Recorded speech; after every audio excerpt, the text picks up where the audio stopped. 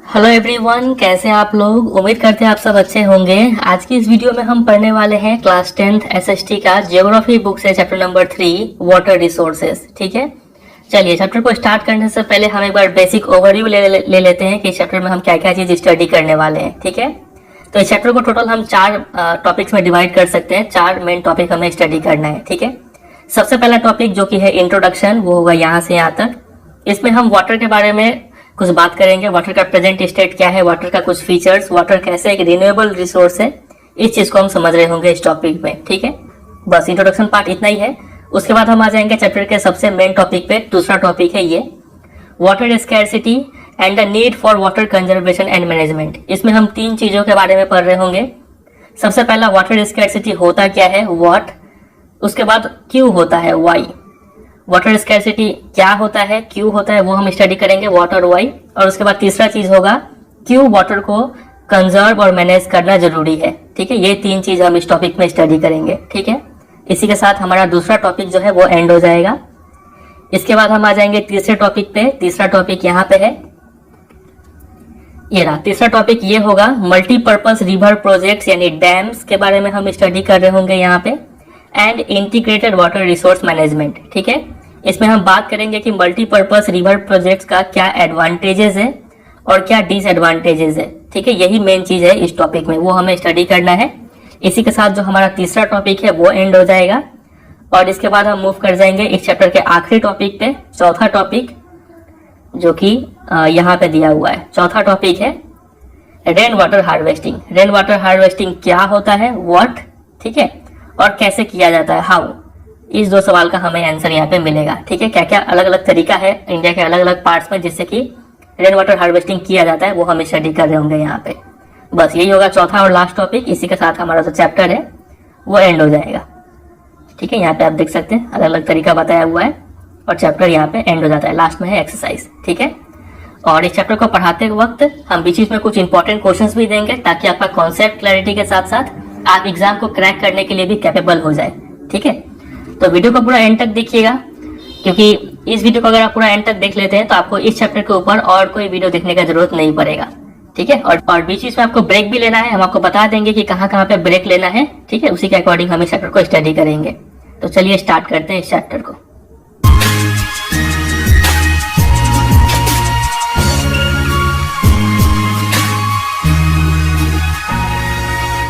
तो देखिए, सबसे पहले हम आ जाते हैं इंट्रोडक्शन पार्ट में। यहाँ पे लिखा हुआ है कि आपको शायद पहले से पता होगा कि अर्थ का जो सरफेस है ना, उस सरफेस का 3/4 हिस्सा, 75% जो हिस्सा है वो क्या है, वाटर से कवर है। ठीक है, ये पहला बात आप जान रहे हैं कि अर्थ सरफेस का 3/4 पार्ट जो है वो वाटर से कवर है। लेकिन इस 3/4 पार्ट में से उसका काफी स्मॉल पार्ट, ठीक है, जो कि है फ्रेश वाटर है, जिसको हम इस्तेमाल कर सकते हैं। और ये फ्रेश वाटर जो है वो मेनली हम कहाँ से ऑब्टेन करते हैं, सरफेस रन ऑफ और ग्राउंड वाटर से ऑब्टेन करते हैं। ग्राउंड वाटर तो आप समझते हैं, कुआं, कल, बोरिंग पाइप लगाकर हम ग्राउंड वाटर को एक्सट्रैक्ट करते हैं। सरफेस रन ऑफ क्या होता है, सरफेस रन ऑफ का मतलब होता है कि देखिए, मान लीजिए कि किसी भी एरिया पे बारिश हुआ। ठीक है, बारिश होने के बाद कुछ पानी जो है वो मिट्टी के अंदर इनफिल्ट्रेट हो जाएगा, मिट्टी उसको सोख लेगा, अर्थ ग्राउंड में चला जाएगा वो पानी। और कुछ पानी जो है जो अर्थ पे नहीं जा पाता है वो सरफेस से फ्लो करता है। ठीक है, एक्सेस वाटर। इसी एक्सेस वाटर को हम लोग क्या बोलते हैं, सरफेस रन ऑफ बोलते हैं। उसी तरीके से मान लीजिए कभी स्ट्रॉम आया या फिर कोई ग्लेशियर मेल्ट कर गया, तो वो पानी अगर अर्थ नहीं सोख पाता है तो वो क्या होता है, सरफेस से फ्लो करता है। ठीक है, तो यही जो वाटर फ्लो कर रहा है उसी वाटर को क्या कहते हैं, सरफेस रन ऑफ कहते हैं। समझे कि नहीं समझे, समझे। तो ये जो फ्रेश वाटर जो है ना, वो मेनली हम कहाँ से ऑब्टेन करते हैं, यही 2 सोर्स से ऑब्टेन करते हैं। एक होता है सरफेस रन ऑफ और दूसरा होता है ग्राउंड वाटर। एक और सोर्स है जिसको बोलते हैं प्रेसिपिटेशन। ठीक है, मतलब रेनफॉल, वहां से तो ऑब्टेन करते ही। अब देखिए आगे यहाँ पे लिखा हुआ है कि ये जो सरफेस रन ऑफ है और ये जो ग्राउंड वाटर है, ये कंटिन्यूअसली क्या हो रहा है, रिन्यू हो रहा है और रिचार्ज हो रहा है। ठीक है, through hydrological cycle. Hydrological cycle में क्या होता है, ये देखिए, ये मान लीजिए अर्थ सरफेस है, ये अर्थ का सरफेस है, ठीक है, जमीन है, और ये ऊपर में क्या है बताइए, एटमोस्फेयर है यहाँ पे। तो यहाँ पे जो पानी है, पानी का जो कंटिन्यूअस मूवमेंट है अर्थ सरफेस से लेकर एटमॉस्फेयर तक और एटमॉस्फेयर से लेकर अर्थ सरफेस तक, इस कंटिन्यूअस मूवमेंट को ही क्या बोलते हैं, हाइड्रोलॉजिकल साइकिल बोलते हैं। इसमें पहले पानी का एवापोरेशन होता है यहाँ पे, ये पानी ऊपर में जाके फिर कंडेंसेशन से वाटर वेपर वाटर में कन्वर्ट होता है, फिर प्रेसिपिटेशन से या रेनफॉल से ये पानी वापस जमीन पे आ जाते हैं। तो ये प्रोसेस लगातार चलता रहता है। इसी को क्या बोलते हैं? हाइड्रोलॉजिकल साइकिल बोलते हैं। ठीक है, तो इस हाइड्रोलॉजिकल साइकिल का दो एडवांटेज है। इससे जो वाटर है, खासकर से ये जो सरफेस रन ऑफ और जो ग्राउंड वाटर है, ये कंटिन्यूअसली क्या होता है? रिन्यू होता है। ठीक है, मतलब साफ हो जाता है और रिचार्ज होता है। ठीक, कहीं पे पानी अगर कम गया है तो वो हाइड्रोलॉजिकल साइकिल से वहां पे कमा हुआ पानी का भरपाई होता है। समझे कि नहीं समझे? तो all water moves with in the hydrological cycle ensuring that water is a renewable resource. तो अर्थ पे जितना भी पानी है वो लगातार इस हाइड्रोलॉजिकल साइकिल में मूव करता रहता है, मतलब वो पानी लगातार रिन्यू और रिचार्ज होता रहता है। इसीलिए हम लोग वाटर को क्या कहते हैं? एक रिन्यूएबल रिसोर्स कहते हैं। मतलब अगर आप वाटर को ऐसे ही छोड़ दें तो इस रिसोर्स के अंदर इतना कैपेसिटी है कि ये खुद ब खुद अपना लेवल जो है वो वापस रिस्टोर कर लेगा एक हेल्दी लेवल पे। ठीक है, तो वाटर एक कौन सा टाइप का रिसोर्स है? रिन्यूएबल रिसोर्स है। इस बात को आप याद रखेंगे। ठीक है, इसके ऊपर एक क्वेश्चन बन जाता है आपके एग्जाम में।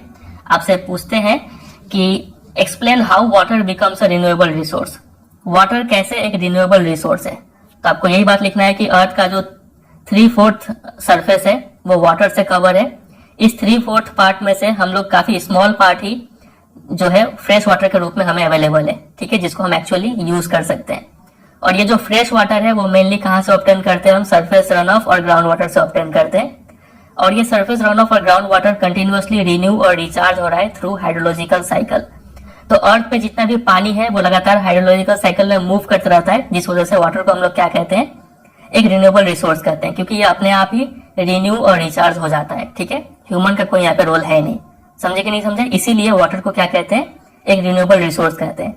इतना प्रिपेयर कर लेंगे आप। चलिए, अब आपके मन में एक सवाल आएगा। यहाँ पे हमने अभी देखा कि अर्थ का 3/4 पार्ट जो कि है वाटर से कवर है, और साथ ही साथ हमने ये भी देखा कि वाटर जो है वो एक रिन्यूएबल रिसोर्स है। मतलब वाटर कभी खत्म नहीं होगा, ये अपने आप क्या हो जाएगा? रिन्यू और रिचार्ज हो जाएगा।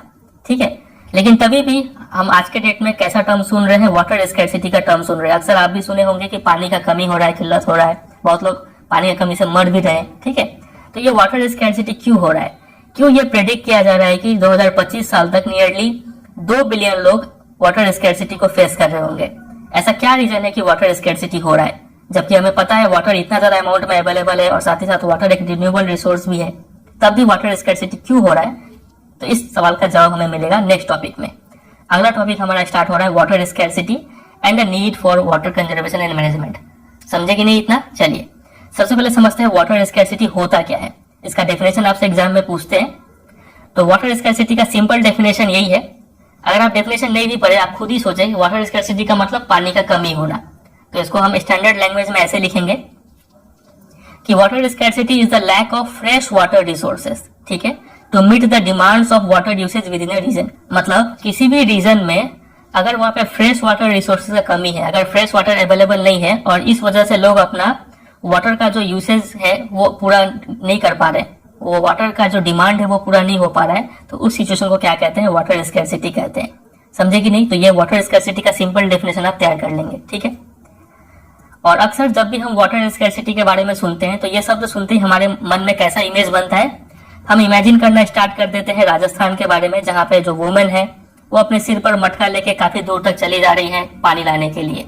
ऐसा इमेज हम अपने माइंड में क्रिएट करते हैं, और ये बात सही भी है। ठीक है, ऐसा ही सिचुएशन तो वाटर स्कैर्सिटी कहलाता है। तो वही बात यहाँ पे लिखा है कि true the availability of water resource varies over space and time. इस लाइन को समझिए। देखिए, अलग अलग जगह पे अलग अलग अमाउंट ऑफ वाटर अवेलेबल है। कहीं पे वाटर ज्यादा है, कहीं पे वाटर कम है, फिर कहीं पे ज्यादा है। ठीक है, कहीं पे मीडियम क्वांटिटी में अवेलेबल है। तो वाटर रिसोर्स जो है वो वेरी करता है ओवर स्पेस। स्पेस का मतलब ये है कि अलग अलग जगह पे अलग अलग अमाउंट ऑफ वाटर अवेलेबल है। ठीक है, एंड टाइम, अलग अलग जगह पे अलग अलग समय में, मतलब एक ही जगह है मान लीजिए, अलग अलग समय पे यहाँ पे अलग अलग अमाउंट ऑफ वाटर अवेलेबल होता है। किसी सीजन में ज्यादा पानी हो जाता है, किसी सीजन में कम पानी हो जाता है।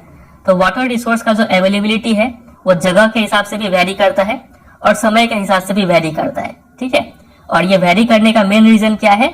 Due to variation in seasonal and annual precipitation. जो प्रेसिपिटेशन का मतलब सिंपल मीनिंग आप समझ लीजिए रेनफॉल। ऐसे इसका मीनिंग और भी वास्ट है, लेकिन आप सिंपल यहाँ के लिए आप इसका मीनिंग सिर्फ रेनफॉल समझ के चलिए। ठीक है, तो अलग अलग सीजन में जो रेनफॉल होता है उस पे डिपेंड करता है कि किसी भी रीजन पे कितना वाटर रिसोर्स अवेलेबल रहेगा।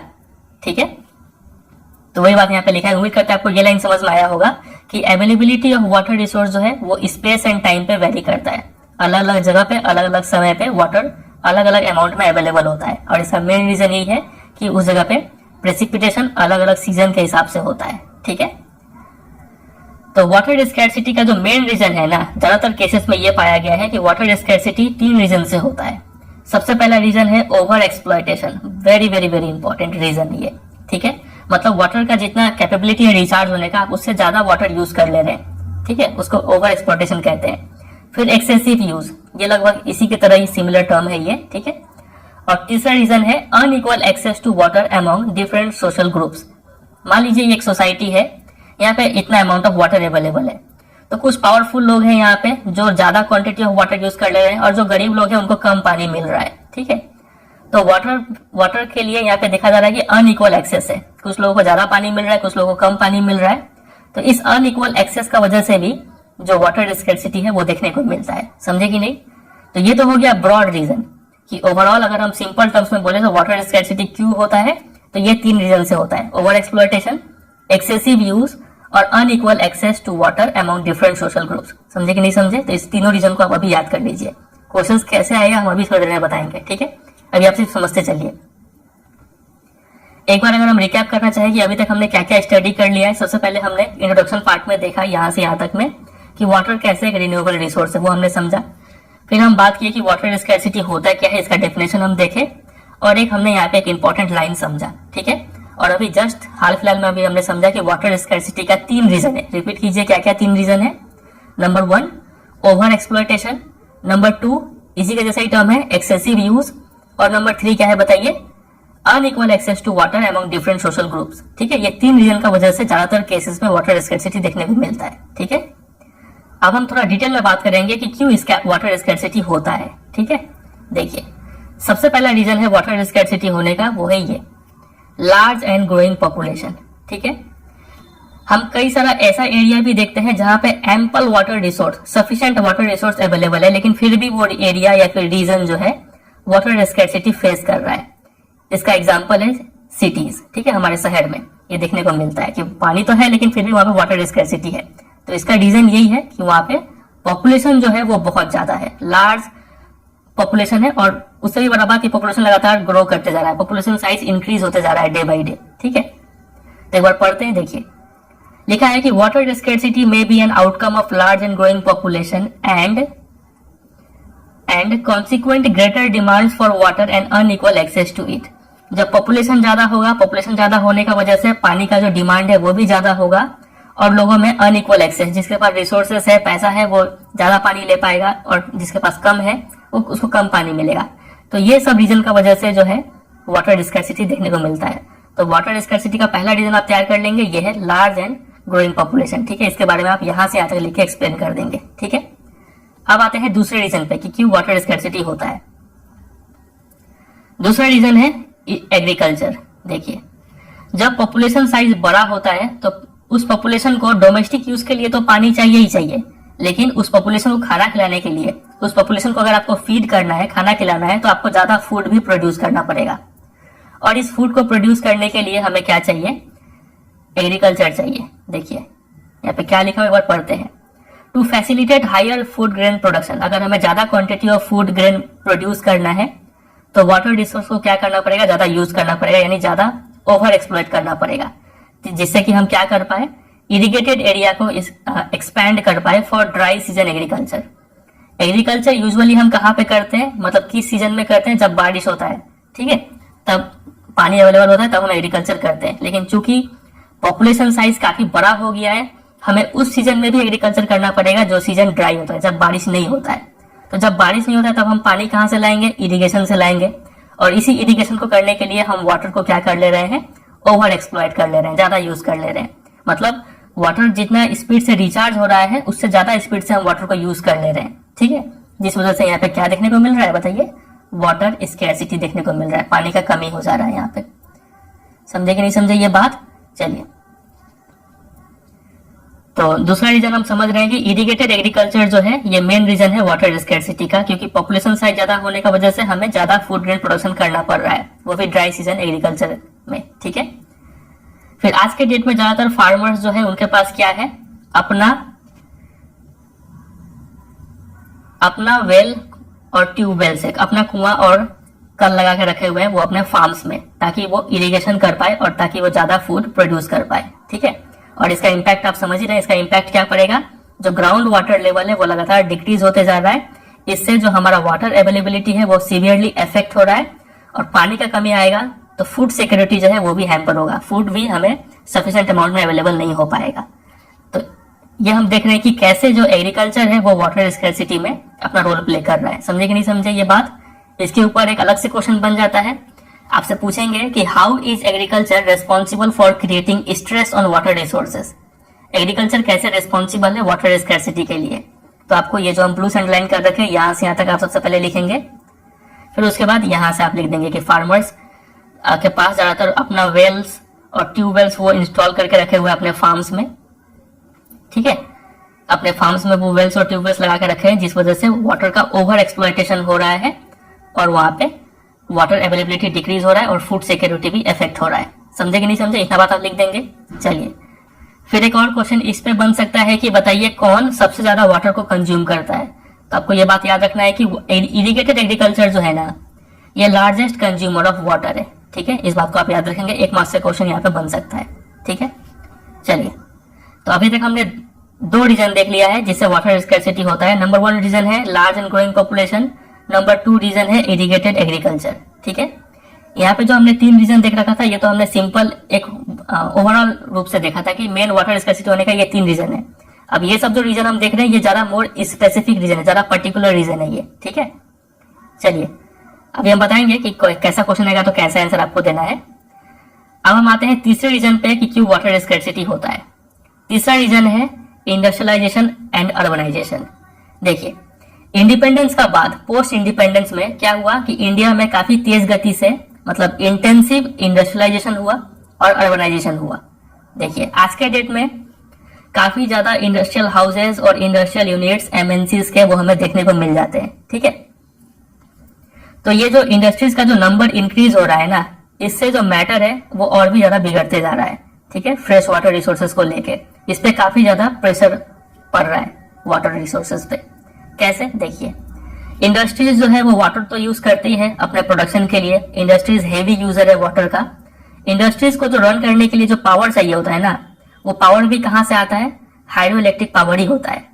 इंडिया का अगर बात करें तो इंडिया में approximately 22% of total electricity produced कहां से आता है? हाइड्रो इलेक्ट्रिक पावर होता है। मतलब इंडिया में जितना भी इलेक्ट्रिसिटी प्रोड्यूस होता है उसका 22% हिस्सा पानी के हेल्प से जनरेट किया जाता है। मतलब ये जो इंडस्ट्रीज है ना, इनको अपना इस्तेमाल के लिए पानी तो चाहिए और साथ ही साथ इस इंडस्ट्रीज को क्या चाहिए? पावर चाहिए। और ये पावर कहां से आ रहा है? पानी के हेल्प से ही जनरेट हो रहा है। तो दो तरीके से ये इंडस्ट्रीज वाटर को कंज्यूम कर रहे हैं। ठीक है, तो इस तरीके से हमने देखा कि कैसे इंडस्ट्रियलाइजेशन से वाटर स्कैर्सिटी होता है। अब बात हम करते हैं अर्बनाइजेशन पे। अर्बनाइजेशन के ऊपर ये पॉइंट है, देखिए, multiplying urban centers with large and dense population and urban lifestyle have not only added to water and energy requirement but have further aggravated the problem. Urban centres जो है वो तेज गति से इंक्रीज हो रहा है, यहाँ पे काफी ज्यादा पॉपुलेशन होता है और डेंस पॉपुलेशन होता है। डेंस पॉपुलेशन का मतलब होता है कि कम एरिया में ज्यादा लोग रह रहे हैं। एक ही छोटा सा जमीन पे बहुत बड़ा बिल्डिंग बना हुआ है और यहाँ पे काफी ज्यादा लोग रह रहे हैं और इन सब लोगों का वाटर रिक्वायरमेंट जो है वो ग्राउंड वाटर से फुलफिल हो रहा है। बोरिंग पाइप लगाकर यहाँ पे वाटर को एक्सट्रैक्ट किया जाता है। तो वो यहाँ पे बोला है, इस वजह से जो वाटर का जो डिमांड है और जो एनर्जी का डिमांड है वो तो बढ़ ही रहा है। एनर्जी समझ रहे हैं ना कि इनको पावर भी तो चाहिए और वो पावर कहाँ से आ रहा है? हाइड्रो इलेक्ट्रिक पावर से आ रहा है। ठीक है, ज्यादातर हिस्सा उसका। तो इससे प्रॉब्लम जो है वो और भी ज्यादा बढ़ रहा है। ठीक है, तो ये हम देखें कि कैसे अर्बनाइजेशन जो है वो इफेक्ट कर रहा है वाटर स्कैर्सिटी को। ठीक है, तो इस टॉपिक को भी हमने समझ लिया। इसके ऊपर भी क्वेश्चन बनता है, आपसे पूछेंगे कि examine the effects of industrialisation and urbanisation on water resources. Industrialisation और अर्बनाइजेशन का क्या इफेक्ट है वाटर रिसोर्सेज पे? तो आपको ये जो पूरा अंडरलाइन कर रखे यहां से यहां तक ये हो गया इंडस्ट्रियलाइजेशन का इम्पैक्ट और यहां से यहां तक जो हो गया ये हो गया अर्बनाइजेशन का इम्पैक्ट। ठीक है, चलिए और आप ये डेटा भी याद रखें, अगर आप आंसर में इस तरीके से आंसर लिखते हैं कि इंडिया में जो टोटल इलेक्ट्रिसिटी प्रोड्यूस होता है उसका 22% हिस्सा हाइड्रो इलेक्ट्रिक पावर से आता है, तो इससे एग्जामिनर काफी खुश होते हैं, ठीक है, कि आपको काफी एक्यूरेट नॉलेज है। तो इसको आप याद रखें, जरूर आप अपने आंसर में इंक्लूड करें ये लाइन को, ठीक है। चलिए, क्योंकि जनरल आंसर तो सब कोई लिखता है और यहीं पे टॉपर और एवरेज बच्चा सेपरेट हो जाता है। अगर आप ये थोड़ा डेटा के साथ लिखेंगे तो एग्जामिनर का आपका इंप्रेशन जमेगा, ठीक है। ये बड़ी अच्छी बात कही है। फिर यहाँ पे और भी कुछ बात बोला गया है अर्बनाइजेशन को लेके। बोला गया है कि ज्यादातर जो सिटीज में जो हाउसिंग सोसाइटी है, जो फ्लैट सिस्टम है या फिर जो रेसिडेंशियल कॉम्प्लेक्स है, वो उनके पास अपना ग्राउंड वाटर पंपिंग डिवाइस होता है, मतलब जो वो बोरिंग पाइप लगा के रखे होते हैं, जो नीचे का पानी एकदम काफी नीचे से पानी को एक्सट्रैक्ट करते हैं। तो यहाँ पे वाटर का ओवर एक्सप्लॉयटेशन होता है, ठीक है। उसी बात को यहाँ पे और एक्सपेंड किया गया है। चलिए, तो अभी तक हमने 3 रीजन देख लिया कि कैसे वाटर स्कैर्सिटी होता है, समझे कि नहीं समझे। अगर एक बार हम रिकैप करें कि क्यों वाटर स्कैर्सिटी होता है, सबसे पहला रीजन ये हो गया लार्ज एंड ग्रोइंग पॉपुलेशन, दूसरा रीजन हो गया इरिगेटेड एग्रीकल्चर, और तीसरा रीजन हो गया आपका इंडस्ट्रियलाइजेशन एंड अर्बनाइजेशन। समझे कि नहीं समझे। चलिए, अब अगले चौथे रीजन पे मूव करते हैं। चौथा रीजन है क्वालिटी के ऊपर, बैड क्वालिटी ऑफ वाटर। अभी तक हमने जो तीनों रीजन देख रखा है, number 1 growing population, number 2 irrigated agriculture और नंबर 3 इंडस्ट्रियलाइजेशन और अर्बनाइजेशन, ये तीनों ही रीजन जो है वो क्वांटिटी के ऊपर बात करते हैं कि पानी का ज्यादातर क्वांटिटी यूज हो रहा है। अब हम बात करेंगे क्वालिटी के ऊपर। पानी का क्वालिटी खराब होने का वजह से भी वाटर स्कैर्सिटी होता है, ठीक है। देखिए, वो यहाँ पे लिखा है कि वी हैव फोकस्ड, अभी तक हमने सिर्फ क्वांटिटेटिव एस्पेक्ट पे फोकस किया है। अब हम एक ऐसे सिचुएशन को इमेजिन करेंगे जहां पे वाटर तो सफिशिएंटली अवेलेबल है जिससे कि लोगों का नीड पूरा हो जाएगा, लेकिन फिर भी वो एरिया जो है वाटर स्कैर्सिटी से सफर कर रहा है। और ये सफर करने का रीजन क्या है, बैड क्वालिटी ऑफ वाटर, ठीक है। देखिए, हाल फिलहाल में ये देखा गया है कि even if ample amount of water available है लोगों का जरूरत पूरा करने के लिए, लेकिन ये जो वाटर अवेलेबल है ना, ये वाटर क्या है, पॉल्यूटेड है। किससे किससे, डोमेस्टिक और इंडस्ट्रियल वेस्ट से, केमिकल से, पेस्टिसाइड से, फर्टिलाइजर से जो कि एग्रीकल्चर में यूज होता है, इन सब चीजों से ये वाटर पॉल्यूटेड है। जिस वजह से इसको अगर ह्यूमन यूज करेंगे ना तो वो ह्यूमन के लिए हाजरडस यानी हानिकारक होगा। तो बैड क्वालिटी ऑफ वाटर का वजह से भी क्या होता है, पॉल्यूटेड वाटर का वजह से भी वाटर स्कैर्सिटी होता है। तो ये हो गया चौथा रीजन वाटर स्कैर्सिटी का, समझे कि नहीं। तो इसी को देखते हुए गवर्नमेंट ऑफ इंडिया ने एक मिशन लॉन्च किया था जिसको बोला जाता है जल जीवन मिशन, ठीक है। रूरल एरियाज में खासकर से इसका फोकस था। इसका गोल यही था, द गोल ऑफ JJM जल जीवन मिशन ये था कि एवरी रूरल हाउस होल्ड को assured supply of portable piped water, portable का मतलब होता है सेफ टू ड्रिंक, ठीक है, मतलब एक साफ पानी हर एक घर को पहुंचाया जाए। किस क्वांटिटी से, तो देखिए ये 55 litre per capita per day. Per capita का मतलब होता है हर एक इंसान को, एक इंसान को रोजाना 55 लीटर, इस मेजर के हिसाब से हर एक घर में पानी पहुंचाया गया, ठीक है। कैसे, पाइप के थ्रू। हर जगह क्या किया गया, टैप लगा दिया गया। ये देखिए, on long term basis by insuring functionality of tap water connection, हर जगह नल लगाया गया और उसमें इसी क्वांटिटी के हिसाब से पानी सप्लाई किया जाने लगा, ठीक है। तो ये जल जीवन मिशन के बारे में भी आप ये पॉइंट आप ध्यान रखेंगे, ठीक है, इसके ऊपर क्वेश्चन बन सकता है। तो यही हो गया टोटल रीजन वाटर स्कैर्सिटी का। एक बार हम रिकैप करें तो टोटल हमें 4 इस टॉपिक में हमने देखा है वाटर स्कैर्सिटी होता क्या है। उसके बाद अगर ब्रॉड रूप में बात करें तो वाटर स्कैर्सिटी का ये मेन 3 रीजन है, और ज्यादा स्पेसिफिक वे में बात करें तो वाटर स्कैर्सिटी का 4 रीजन हमने देखा। Number 1 growing population, number 2 irrigated agriculture, number 3 industrialisation and urbanisation और number 4 bad quality of water, ठीक है। ये 4 रीजन है वाटर स्कैर्सिटी होने का, समझे कि नहीं। अब हम बात करेंगे कि वाटर को कंजर्व करना क्यों जरूरी है। तो नीड ऑफ द आवर यही है कि जो वाटर रिसोर्सेस है उसको कंजर्व करना पड़ेगा और मैनेज करना पड़ेगा। क्यों, क्योंकि हम क्या कर पाए, to safeguard our self from health hazard, हम अपने आप को हेल्थ रिलेटेड प्रॉब्लम से बचा पाए, हमें साफ पानी मिले, ठीक है। टू इंश्योर फूड सिक्योरिटी, अगर वाटर अवेलेबल रहेगा तो हमें फूड भी टाइमली और सफिशिएंट क्वांटिटी में अवेलेबल होगा, हमारा लाइवलीहुड कंटिन्यू होगा और प्रोडक्टिव एक्टिविटीज भी कंटिन्यू रहेगा, इंडस्ट्रीज रन कर पाएंगे, ठीक है। And also to prevent degradation of our natural ecosystem, ये तो सिर्फ हम अपने ऊपर फोकस कर रहे हैं, पानी का कमी की वजह से जो नेचुरल इकोसिस्टम है वो भी हैम्पर होगा, ठीक है। तो उसको भी प्रोटेक्ट करने के लिए, प्रिवेंट करने के लिए हमें क्या करना पड़ेगा, वाटर को कंजर्व और मैनेज करना पड़ेगा। अगर हम वाटर रिसोर्सेज का ओवर एक्सप्लॉयटेशन और मिस मैनेजमेंट करते रहे तो ये वाटर रिसोर्सेज जल्दी क्या होगा, इम्पोवरिश यानी बैड क्वालिटी, उसका क्वांटिटी भी कम जाएगा, काफी पुअर हो जाएगा ये, ठीक है। और इससे इकोलॉजिकल क्राइसिस होगा जिसका हमारे लाइफ पे काफी डीप इम्पैक्ट पड़ेगा। समझे कि नहीं समझे? तो ये सब रीजन का वजह से वाटर को कंजर्व करना और मैनेज करना बहुत ही जरूरी है। इसके ऊपर एक क्वेश्चन बन जाता है इस टॉपिक के ऊपर, आपसे पूछेंगे कि why do we need to conserve water resources, water resources को क्यों कंजर्व करें, तो आपको यहां से लिखना पड़ेगा, ये पूरा पैराग्राफ आप लिख देंगे तो आंसर हो जाएगा। समझे? चलिए, तो उम्मीद करते हैं आपको ये टॉपिक क्लियर हो गया होगा। इससे कैसा कैसा क्वेश्चन बनेगा वो भी हमने देख लिया। फिर एक क्वेश्चन जो बड़ा क्वेश्चन इस टॉपिक से बन सकता है वो ये है कि what is water scarcity and what are its main causes. तो वाटर स्कैरसिटी का डेफिनेशन आप यही वाला लिख लेंगे पूरा, ठीक है। ये जो हम आपको लिखाए थे ये डेफिनेशन लिखेंगे। और कॉजेज का अगर बात करें तो ये डिपेंड करता है मार्क्स पे। अगर ये शॉर्ट क्वेश्चन है तो आप यही 3 पॉइंट को 3 पॉइंट में लिख देंगे, ठीक है, तो इससे काम बन जाएगा। लेकिन अगर ये क्वेश्चन लॉन्ग क्वेश्चन में आया हुआ है तो आपको ये सब पॉइंट को एक्सप्लेन करना पड़ेगा। पॉपुलेशन वाला पॉइंट, एग्रीकल्चर वाला पॉइंट, इंडस्ट्रियलाइजेशन और अर्बनाइजेशन वाला पॉइंट, और लास्ट में बैड क्वालिटी ऑफ वाटर, ये वाला, ये 4 पॉइंट को आपको एक्सप्लेन करना है, ठीक है। और शॉर्ट क्वेश्चन है तो आप चाहे तो इसका सिर्फ हेडिंग लिख के भी छोड़ सकते हैं, ये सब मेन रीजन है वाटर स्कैरसिटी का, ठीक है। चलिए, इतना प्रिपेयर कर लेंगे इस टॉपिक से तो और तो कोई क्वेश्चन नहीं आएगा इस टॉपिक से। चलिए, अब हम मूव कर जाते हैं दूसरे टॉपिक पे। इसमें हम डैम्स के बारे में स्टडी करेंगे, लेकिन उससे पहले हम रेकमेंड करेंगे कि आप एक छोटा सा ब्रेक ले लीजिए, क्योंकि आप भी थोड़ा थक गए होंगे, हम भी थोड़ा थक गए। एक ब्रेक लेते हैं, उसके बाद हम अगले टॉपिक को कंटिन्यू करते हैं।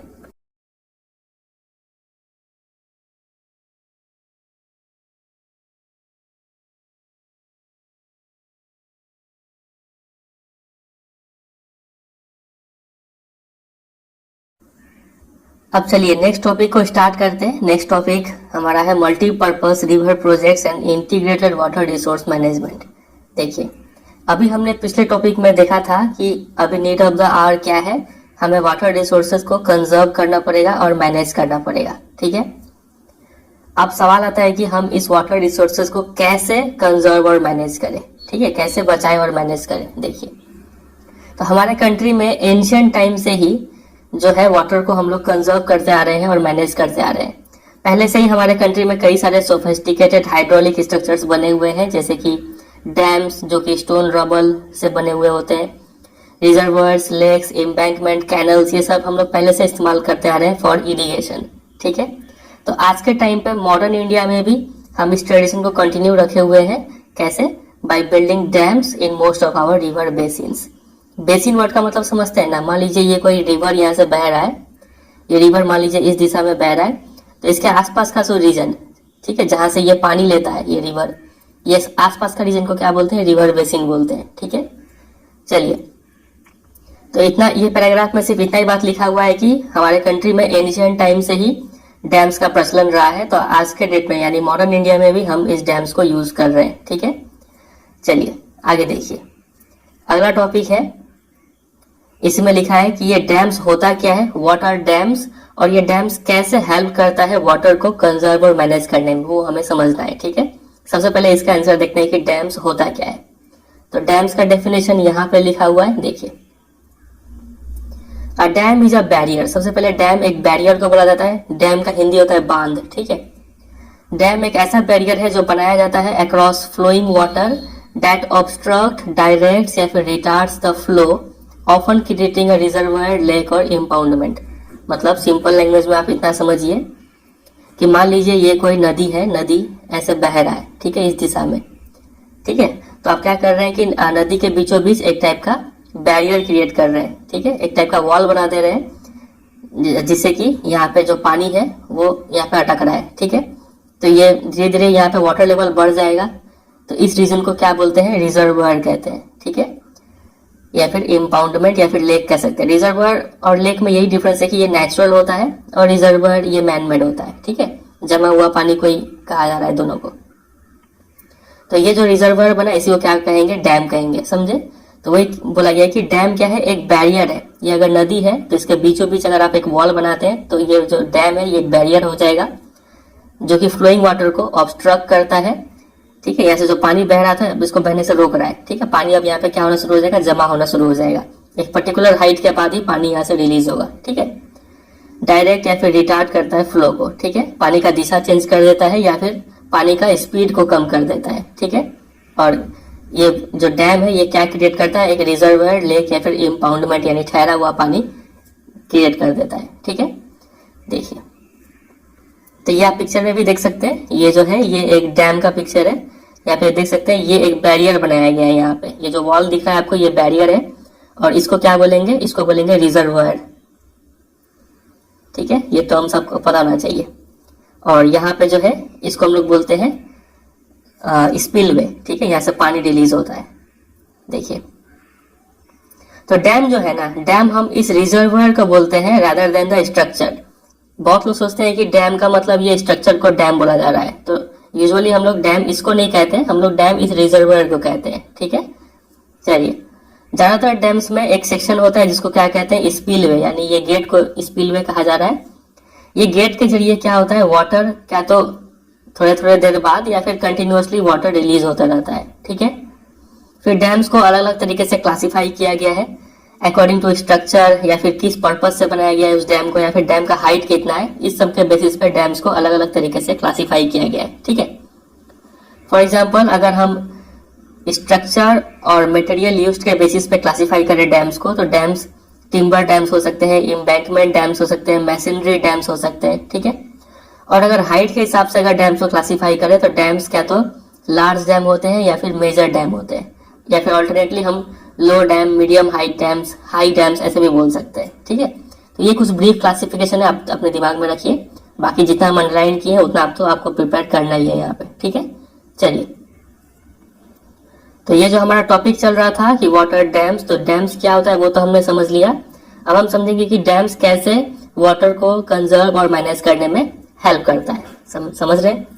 चलिए, और आगे बढ़ने से पहले हम आपको बता दें कि इस चैप्टर से जो भी इंपॉर्टेंट क्वेश्चंस है वो आपको अगर एक जगह पे चाहिए तो आप मेरे वेबसाइट में विजिट करेंगे www.cbseguidanceweb.com। यहाँ पे जाएंगे और क्लास 10 वाले सेक्शन में आप जाएंगे, आपको इस चैप्टर का सारा इंपॉर्टेंट क्वेश्चन आंसर्स मिल जाएगा, ठीक है। हम लिंक दे देंगे डिस्क्रिप्शन में। आप इस वीडियो को देखने के बाद आप ये वीडियो पूरा देख लीजिएगा, तब उस क्वेश्चन आंसर पे जाइएगा, तब आपको वो क्वेश्चन आंसर प्रिपेयर करना काफी इजी होगा आपके लिए, ठीक है। डायरेक्ट आप क्वेश्चन आंसर पे जंप करेंगे तो ज्यादा बेनिफिट नहीं मिलेगा, आपको बहुत मेहनत पड़ेगा उस क्वेश्चन आंसर को याद करने में। लेकिन चैप्टर देखने के बाद आप उस क्वेश्चन आंसर को देखेंगे तो आप उसका वैल्यू समझ पाएंगे, ठीक है, और जल्दी आपसे प्रिपेयर भी हो जाएगा। चलिए, तो आगे हम कंटिन्यू करते हैं। यहाँ पे देखिए लिखा है कि ट्रेडिशनली डैम्स को जो हम बनाते थे ना, वो बनाया जाता था ताकि हम रिवर्स को इम्पाउंड कर पाए। इम्पाउंड यानी रिवर के वाटर को रोक पाए, ठीक है, और रेन वाटर को रोक पाए, और इस रेन वाटर को एक जगह पे इकट्ठा कर ले, और इकट्ठा करने से ये क्या बन जाएगा, रिजर्वायर बन जाएगा, ठीक है। और इसी रिजर्वायर के पानी को हम लोग यूज करेंगे to irrigate agricultural field. Agricultural field को इरिगेट करने के लिए यूज किया जाता था। तो ट्रेडिशनली ये यूज रहा है डैम्स का, ठीक है। लेकिन आज के डेट में हम डैम्स का यूज और भी चीजों के लिए करते हैं। डैम्स का यूज इरिगेशन के लिए तो करते ही है, लेकिन इसके साथ साथ for electricity generation, water supply for domestic and industrial use, flood control करने के लिए, रिक्रिएशन यानी मनोरंजन के लिए, इनलैंड नेविगेशन, ठीक है, यानी ट्रांसपोर्ट के लिए, ठीक है, थ्रू कैनल्स और रिवर्स, और फिश ब्रीडिंग के लिए, इन सब चीजों के लिए भी हम डैम्स का यूज करते हैं। वेरी वेरी वेरी इंपॉर्टेंट, ठीक है। एग्जाम में डायरेक्ट क्वेश्चन बनता है कि what are the advantages of dam. तो डैम का ये सब एडवांटेज है, इतना ही आपको यहाँ से प्रिपेयर करना है। आप इसको अलग अलग पॉइंट में लिखेंगे। पहला पॉइंट नंबर 1 इरिगेशन आप देंगे, दूसरा पॉइंट फॉर इलेक्ट्रिसिटी जनरेशन, तीसरा पॉइंट पे आप लेंगे ये वाटर सप्लाई फॉर डोमेस्टिक और इंडस्ट्रियल यूज, चौथा पॉइंट में आप फ्लड कंट्रोल देंगे, पांचवा में ये, सिक्स्थ में ये, सेवेंथ में ये, ठीक है। 7 एडवांटेजेस यहाँ पे लिखा हुआ है, 7 पॉइंट में लिखेंगे आप, ठीक है। चलिए, तो हेंस इसीलिए डैम्स का इतना सारा यूज है, इसीलिए हम डैम्स को क्या कहते हैं आज के डेट में, मल्टीपर्पज प्रोजेक्ट कहते हैं। समझ रहे हैं मीनिंग, आप रिलेट कर पा रहे होंगे आप। डैम्स का इतना सारा यूज है, इसलिए डैम्स को मल्टीपर्पज प्रोजेक्ट कहा जाता है, ठीक है। Where the many uses of impounded water, impounded का मतलब ठहरा हुआ पानी, ठीक है, impounded water are integrated with one another. Integrated का मतलब होता है जोड़ना। तो वाटर का, ठीक है, तो वाटर का जो बहुत सारा यूज है वो यहाँ पे मतलब इंटीग्रेट हो रहा है। एक ही वाटर को हम लोग बहुत सारा चीजों के लिए यूज कर सकते हैं, इसीलिए डैम्स को मल्टीपर्पज प्रोजेक्ट कहा गया है, ठीक है। देखिए यहाँ पे एक एग्जाम्पल से भी समझाया गया है कि जो सतलज ब्यास नदी है ना, यहाँ पे एक डैम बना है जिसको बोलते हैं भाखरा नंगल प्रोजेक्ट, ठीक है। यहाँ का जो पानी है, इस पानी को हम लोग दो चीजों के लिए यूज करते हैं। नंबर 1, एक तो हाइडल पावर प्रोडक्शन, बिजली तो बनाते ही है, और साथ ही साथ इस पानी से हम इरिगेशन भी करते हैं। तो यहाँ पे इस इम्पाउंडेड वाटर का मल्टीपल यूज हो रहा है, ठीक है। फिर एक और एग्जांपल दिया गया है हीराकुड प्रोजेक्ट का, ठीक है। ये हीराकुड प्रोजेक्ट महानदी बेसिन में बना हुआ है। इस प्रोजेक्ट को यूज किया जाता है फॉर कंजर्वेशन ऑफ वाटर, इसके लिए तो किया जाता है, और साथ ही साथ फ्लड कंट्रोल के लिए भी किया जाता है इस डैम का यूज, ठीक है। चलिए, तो इतना बात आप ध्यान में रखेंगे। सबसे मेन पॉइंट था यहाँ पे, यहाँ से यहाँ तक, ठीक है। ये सब हो गया एडवांटेजेस ऑफ डैम्स या फिर मल्टीपर्पज प्रोजेक्ट का। फिर आगे देखिए, इंडिपेंडेंस का बाद मल्टीपर्पज प्रोजेक्ट पे काफी जोर दिया जाने लगा, क्योंकि इसको माना जाता था एज अ व्हीकल जो कि नेशन को डेवलप करने में और प्रोग्रेस करने में हेल्प करेगा, ठीक है। जो भी हमारा कॉलोनियल पास्ट के टाइम पे जो भी लॉस हुआ था, उस लॉस को मेकअप करेगा ये डैम्स, ठीक है। ये सोचा जाता था। तो जवाहरलाल नेहरू ने प्राउडली ये प्रोक्लेम किया था कि डैम्स क्या है, टेम्पल्स ऑफ मॉडर्न इंडिया है, मॉडर्न इंडिया का मंदिर है। डैम को इतना ये वैल्यू दिए थे। रीजन वही था कि डैम से क्या हो रहा है, एग्रीकल्चर और विलेज इकोनॉमी इंटीग्रेट हो रहा है इंडस्ट्रियल और अर्बन इकोनॉमी के साथ में। इंटीग्रेट यानी जुड़ रहा है। देखिए, दो चीजें, एक तरफ तो अर्बन इकोनॉमी है और इंडस्ट्रियलाइजेशन है, ये काफी तेज गति से हो रहा था, और दूसरा तरफ है विलेज इकोनॉमी और एग्रीकल्चर। तो इन दोनों का ही जो डेवलपमेंट है ना, वो जोड़ रहा है, दोनों एक साथ ग्रो करेगा डैम्स का हेल्प से। इसीलिए जवाहरलाल नेहरू ने डैम्स को क्या कहा था, टेम्पल्स ऑफ मॉडर्न इंडिया कहा था, ठीक है। इसके ऊपर क्वेश्चन बनता है, आपसे पूछेंगे कि who proclaimed the dams as temples of modern India, तो आपको लिखना पड़ेगा जवाहरलाल नेहरू, ठीक है। चलिए, तो अभी तक हमने समझ लिया डैम्स होता क्या है, डैम्स का क्या क्या एडवांटेजेस है। अब बात करते हैं डैम्स का डिसएडवांटेजेस, ठीक है। देखिए, लिखा है कि इन रिसेंट ईयर्स, हाल फिलहाल के सालों में जो मल्टीपर्पज प्रोजेक्ट यानी जो लार्ज डैम्स है, ये काफी स्क्रूटनी के अंदर आ चुके हैं। मतलब इसका काफी डिसएडवांटेज देखने को मिल रहा है, और लोग इसको काफी अपोज भी कर रहे हैं for a variety of reasons. तो क्या क्या रीजंस है जिससे डैम्स का अपोजिशन हो रहा है, वो हम देखेंगे। देखिए, मतलब डिसएडवांटेजेस देख रहे हैं। पहला डिसएडवांटेज ये है कि जब regulating and dammings of river affect their natural flow, causing poor sediment flow and excessive sedimentation at the bottom of the reservoir, resulting in rockier stream. देखिए, इसको समझिएगा, काफी अच्छा बात बोला गया है। यह मान लीजिए कोई रिवर है जो इस दिशा में फ्लो कर रहा है, ठीक है। इसको बोलते हैं अप स्ट्रीम यहाँ पे, और यहाँ पे बोलते हैं डाउन स्ट्रीम, ठीक है। और बीच में हम मान लिया यहाँ पे एक बैरियर बना रहे हैं, एक डैम यहाँ पे बना दे रहे हैं, ठीक है।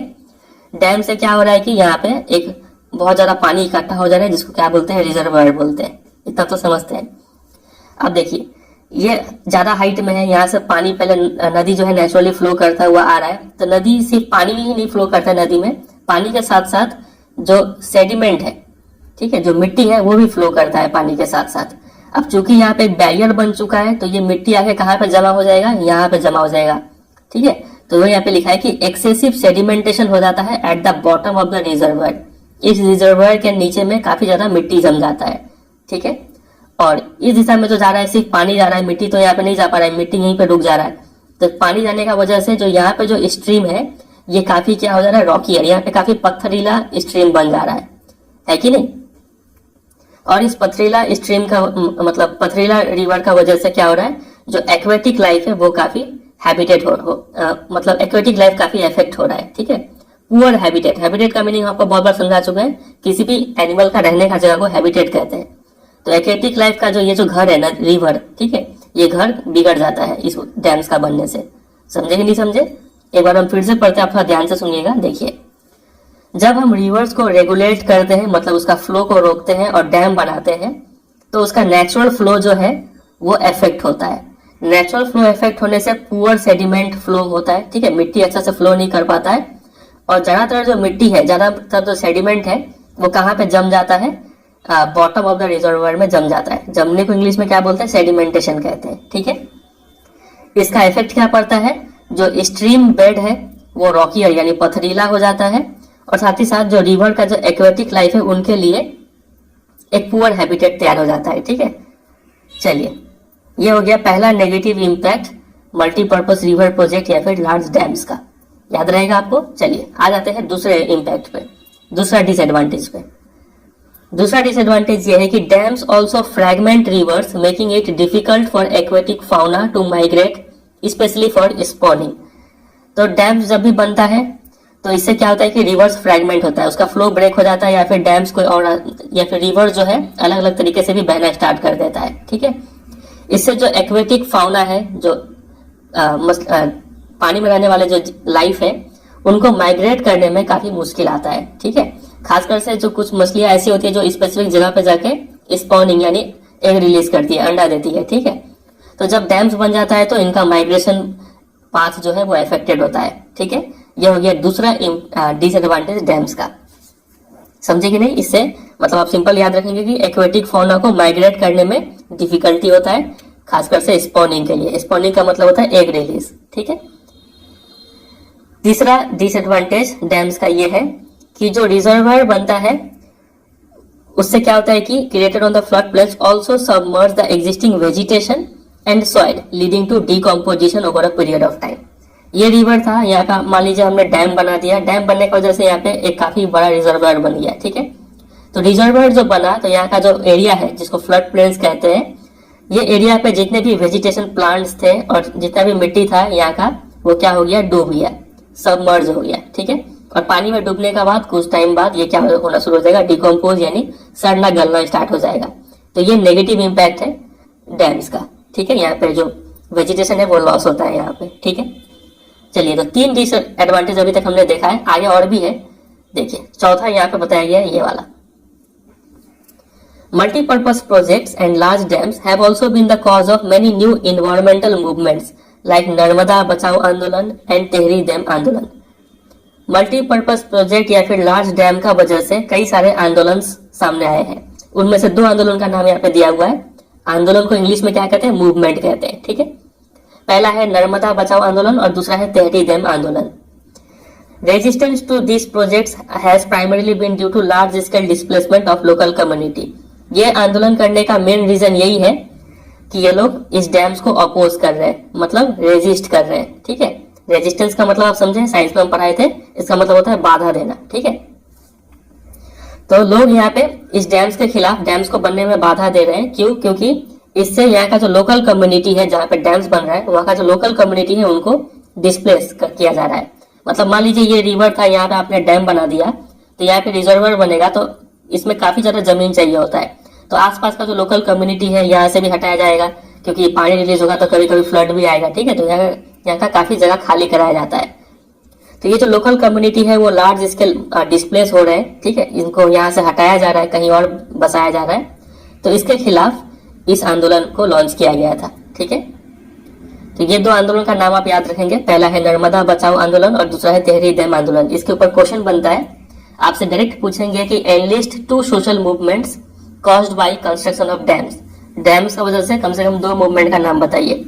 तो एक है नर्मदा बचाओ आंदोलन और दूसरा है तेहरी डैम आंदोलन। ठीक है, देखिए फिर और इसको यहाँ पे एलाबोरेट किया गया है कि इस मूवमेंट में एक्चुअली होता क्या है। लोकल पीपल जो है वो अक्सर क्या करते हैं, अपने जमीन को दे देते हैं, अपने लाइवलीहुड जो अपना काम करते हैं वो छोड़ देते हैं, और जो उनका एक्सेस है और कंट्रोल है ओवर द रिसोर्सेस, यहाँ पे जो रिवर्स है, यहाँ पे पहले जो नेचुरल वेजिटेशन था, जो भी चीज था, जो भी रिसोर्सेस अवेलेबल था, उस पर ये लोकल कम्युनिटी इसको यूज कर देते हैं। ठीक है, तो ये रिसोर्सेज का यूज को भी ये लोकल पीपल गिव अप कर देते हैं, ताकि क्या हो, देश का भला हो पाए, greater good of the nation हो पाए। समझे, डैम्स बनेगा तो बहुत सारा एडवांटेज मिलेगा, ये सोच के ये लोग क्या करते हैं, इस जगह को छोड़ देते हैं। ठीक है, जगह छोड़ने का मतलब अपना जमीन छोड़ना, अपना रोजी रोटी छोड़ना और अपना रिसोर्सेज पे कंट्रोल और एक्सेस छोड़ देना। ठीक है, तो ये लोकल पीपल काफी ज्यादा सेक्रीफाइस करते हैं डैम्स बनने के दौरान। लेकिन ये डैम्स जब बन जाता है ना, तो ये लोकल पीपल को ज्यादा बेनिफिट नहीं मिलता है। ज्यादातर बेनिफिट किसको मिलता है, तो बड़े लैंड ओनर्स हो गए, लार्ज फार्मर्स, इंडस्ट्रियलिस्ट और फ्यू अर्बन सेंटर्स ज्यादा बेनिफिट उठाते हैं इस डैम का। ठीक है, तो डैम बनने का जो कॉस्ट है, जो सेक्रीफाइस है, ज्यादा ये लोग कर रहे हैं, लेकिन जो बेनिफिट है कोई और ही उठा के ले जा रहा है इस डैम का। समझे कि नहीं? तो वही यहाँ पे लिखा है कि जो एक कोई गरीब इंसान है किसी भी एक विलेज का जिसके पास अपना जमीन नहीं है, तो उसको रेयरली कोई बेनिफिट मिलता है ऐसे कोई प्रोजेक्ट से। ठीक है, देखिए आगे फिर यहाँ पे बताया गया है नर्मदा बचाओ आंदोलन के बारे में। इसका बारे में शॉर्ट नोट आ सकता है आपके एग्जाम में, इसको हम चलिए प्रिपेयर कर लेते हैं। नर्मदा बचाओ आंदोलन को इंग्लिश में क्या कहते हैं, सेव नर्मदा मूवमेंट। ठीक है, ये सबसे पहला बात तो ये नर्मदा बचाओ आंदोलन क्या है, ये एक नॉन गवर्नमेंट ऑर्गेनाइजेशन है, ये एक एनजीओ है जो क्या किया था, ट्राइबल पीपल हो गया, फार्मर्स, इन्वायरमेंटलिस्ट और ह्यूमन राइट एक्टिविस्ट, ये सबको मोबिलाइज किया था, मतलब इन सबको अपने अंडर लिया था और किसके खिलाफ आंदोलन लॉन्च किया था, सरदार सरोवर डैम जो बन रहा था नर्मदा रिवर पे गुजरात पे, उसके खिलाफ ये आंदोलन इन लोगों ने मिलकर लॉन्च किया था। ठीक है, शुरुआत में इस आंदोलन का एम यही था कि जो ट्रीज है जो सबमर्ज हो जाएंगे यानी जो डूब जाएंगे डैम का बनने का वजह से, ये ट्री से क्या होगा, इन्वायरमेंटल इश्यू, ट्री का जब लॉस होगा तो इन्वायरमेंटल इश्यू पैदा होगा। तो शुरुआत में इस आंदोलन का मेन एम यही था कि इस पे फोकस था, मतलब ये इन्वायरमेंटल लॉस को होने से बचाया जाए, ये एम था मेन इसका। ठीक है, लेकिन हाल फिलहाल में इस नर्मदा बचाओ आंदोलन का एम चेंज हो चुका है। यहाँ पे इन्होंने ज्यादा फोकस अब किस पे किया है, पुअर सिटीजन्स, खासकर से जो आउटीज है यानी जो डिस्प्लेस्ड पीपल है, उनको क्या मिल पाए, फुल रिहेबिलिटेशन मिल पाए गवर्नमेंट से, उस पे इनका मेन एम रहा है। देखिए होता क्या है, ये मान लीजिए रिवर है, यहाँ पे आपने डैम बना दिया, यहाँ के लोगों को आपने हटा दिया, ये जो लोगों को आपने हटाया, इस हटे हुए लोगों को क्या कहते हैं, डिस्प्लेस्ड पीपल, और अच्छे शब्द में अगर बोला जाए तो आउटीज। ठीक है, ये बात आप याद रखेंगे। तो ये आउटीज को ऐसे ही तो नहीं हट जाएंगे, ये आउटी कहाँ जाएंगे, कोई इनको अपने घर में थोड़ी रखेगा। तो गवर्नमेंट क्या करती है कि उनको आश्वासन देती है कि हम आपको रिहेबिलिटेट करवाएंगे। ये रिहेबिलिटेशन वर्ड का मीनिंग समझिए। ठीक है, गवर्नमेंट इन लोगों को क्या कहती है, इन लोकल पीपल को कहती है कि आप लोग ये जमीन छोड़िए, हम आपको कहीं और बसा देंगे। तो ये कहीं और बसाने को ही इंग्लिश में क्या कहते हैं, रिहेबिलिटेशन कहते हैं। ठीक है, इस बात को आप याद रखेंगे। तो अक्सर क्या होता है कि गवर्नमेंट इसमें फेल हो जाती है, इनको अच्छे जगह पे मतलब बसा नहीं पाती है, और बसा भी देती है तो उनको लाइवलीहुड, इनको अब सिर्फ रहने से तो नहीं होगा ना, इनको काम भी देना पड़ेगा ताकि ये अपना घर का खर्चा चला पाए। तो ये सब करने में गवर्नमेंट फेल हो जाती है। तो गवर्नमेंट अपना ये प्रॉमिस को अच्छे से फुलफिल करे, इस पे ये नर्मदा बचाओ आंदोलन का मेन एम है आज के डेट में। ठीक है, चलिए फिर इसके साथ साथ और देखिए लिखा है कि people felt that their suffering would not be in vain. लोगों ने ये महसूस किया कि उन्होंने जो बलिदान दिया है ये डैम बनने के लिए, ये बलिदान को वो ऐसे ही फालतू में नहीं जाने देंगे। जो इन्हें कष्ट झेलना पड़ा है डिस्प्लेसमेंट का वजह से, इनको प्रॉमिस किया गया था कि इरिगेटेड फील्ड होगा, जब डैम्स बन जाएगा तो इनके फील्ड को पानी मिलेगा, प्लेंटीफुल हार्वेस्ट, इनका फसल का उपज बढ़ जाएगा। ठीक है, लेकिन ऐसा कुछ इनके साथ हुआ नहीं। तो लोग बोल रहे हैं कि हम अपना ये सब जो बलिदान है उसको बर्बाद नहीं जाने देंगे। ठीक है, इसलिए ये लोग क्या लॉन्च किए हैं, नर्मदा बचाओ आंदोलन यानी सेव नर्मदा मूवमेंट लॉन्च किए। ठीक है, तो इसके ऊपर शॉर्ट नोट अगर आता है तो जो हम अंडरलाइन किए हैं उसको आप याद रखेंगे और उसके साथ ये पूरा एक्सप्लेन कर देंगे। ठीक है, सबसे पहला ये एक एनजीओ है जिसमें ट्राइबल पीपल, फार्मर, इन्वायरमेंटलिस्ट और ह्यूमन राइट एक्टिविस्ट ये सब पार्टिसिपेट किए थे against the construction of Sardar Sarovar dam. ठीक है, सरदार सरोवर डैम किस नदी पे बना है, नर्मदा रिवर पे, नर्मदा नाम से ही समझ में आ रहा है। ठीक है, गुजरात में। ओरिजिनली इसका एम क्या था, जो ट्री सबमर्ज हो रहे हैं उससे जो इन्वायरमेंटल इश्यू होगा उसके खिलाफ ये लॉन्च किए थे। लेकिन अभी रिसेंटली इसका जो फोकस है वो अब किस पे है, पुअर सिटीजन्स पे है, जो खासकर से आउटीज या फिर डिस्प्लेस पीपल है, उनको फुल रिहेबिलिटेशन मिले गवर्नमेंट का तरफ से, उस पे इसका मेन फोकस है। ठीक है, तो वो लोग जो डिस्प्लेसमेंट का वजह से काफी ज्यादा सफर किए हैं, उनको ये प्रॉमिस किया गया था कि उनको इरिगेटेड फील्ड दिया जाएगा, प्लेंटीफुल हार्वेस्ट दिया जाएगा, ये सब प्रॉमिस फुलफिल नहीं हुआ है। इसी के खिलाफ ये लोगों ने ये मूवमेंट लॉन्च किया है। इतना बात आप तैयार कर लेंगे इसके ऊपर तो काफी होगा। ठीक है, चलिए फिर और यहाँ पे लिखा है कि और कैसे रिहांड भी एक डैम है जो कि रिहांड नदी पे बना हुआ है। इस आप मैप में देखें, रिहांड नदी एक ट्रिब्यूटरी है सन रिवर का, ये सन रिवर देख रहे हैं उसका एक ट्रिब्यूटरी है यहाँ पे रिहांड नदी। तो यहीं पे एक डैम बना है रिहांड डैम जिसको कहते हैं। तो यहाँ के जो सर्वाइवर्स है, यहाँ के जो लोग हैं जो डिस्प्लेस किए गए थे, वो कहते हैं कि they accepted the suffering as sacrifice for the sake of nation. उन्होंने इस बात को मतलब यहाँ से इस जगह छोड़ दिए थे ये लोग। ठीक है, जहाँ पे डैम्स बन रहा है। तो ये जो सफरिंग है, इन्होंने ये सोचकर मतलब ये सफरिंग को बर्दाश्त कर लिया कि चलिए देश के लिए हम बलिदान दे रहे हैं, देश के लिए अपना जमीन छोड़ रहे हैं। ठीक है, लेकिन 30 साल होने का बाद, ये डैम बना हुआ 30 साल लगभग हो चुका है और इनका जो लाइवलीहुड है वो और भी ज्यादा डेंजरस हो गया। इनका अब रोजी रोटी मतलब रोज खाना भी मिलना बहुत मुश्किल हो गया है। आज के डेट में ये लोग क्वेश्चन पूछते हैं कि क्या सिर्फ हम ही थे जो ये देश के लिए सेक्रीफाइस थे, ये जो डैम्स बना, डैम्स का बेनिफिट तो पूरा देश उठा लिया, मतलब जो भी लोग थे वो उठा लिए, बड़े बड़े लोग, लेकिन इसका जो कॉस्ट है, जितना सेक्रीफाइस हम लोग किए हैं, क्या ये सेक्रीफाइस देने के लिए सिर्फ हम ही बचे थे क्या? ऐसा ये लोग क्वेश्चन करते हैं, ठीक है। बस यहाँ पे लिखा था वो आपको बता दिए, एग्जाम के लिए आपको सिर्फ इतना ही प्रिपेयर करना है ये सब, ठीक है। चलिए तो एक बार रिकैप करते हैं ताकि आप कंफ्यूज ना हो जाए। अब हम मेन अभी क्या पढ़ रहे हैं, disadvantages of dams, multipurpose project का डिसएडवांटेज पढ़ रहे हैं। सबसे पहला डिसएडवांटेज हमने ये देखा सेडिमेंटेशन से क्या क्या होता है, poor habitat for aquatic life और स्ट्रीम रॉकियर स्ट्रीम बेड्स, ठीक है।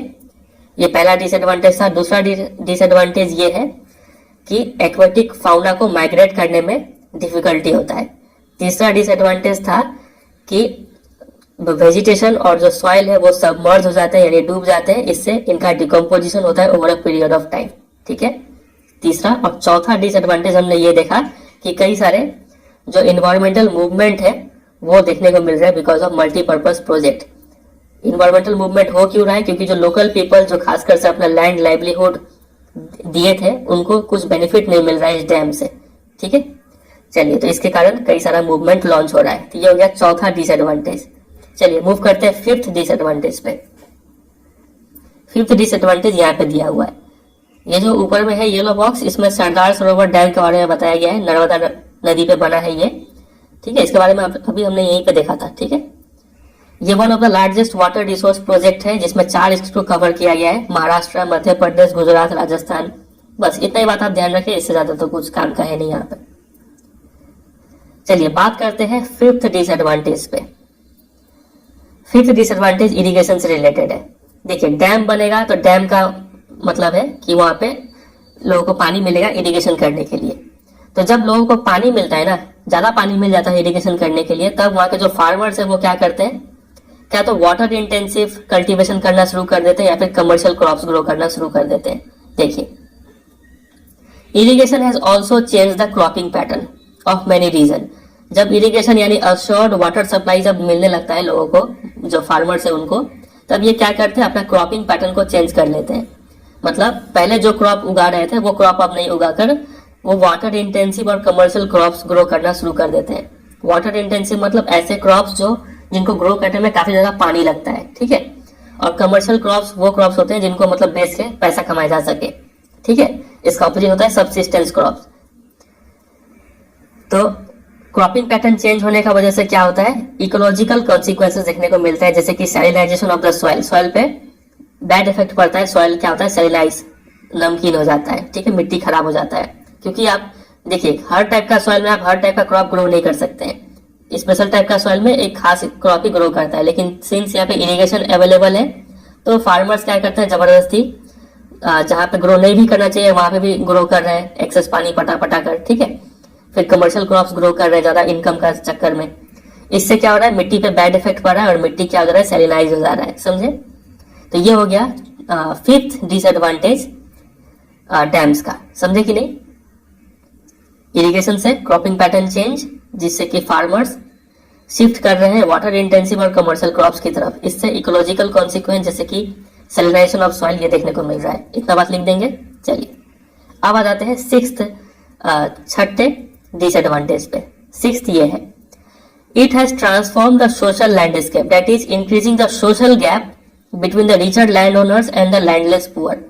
देखिए जो अमीर पैसे वाले जो लैंड ओनर्स है, जो बड़े फार्मर्स है, उनको इरिगेशन फैसिलिटी मिल जाता है इजीली, क्योंकि ये लोग अफोर्ड कर सकते हैं और ये लोग water intensive crops, commercial crops को ग्रो करके और भी ज्यादा इनकम कमाए जा रहे हैं और भी ज्यादा अमीर हुए जा रहे हैं, ठीक है।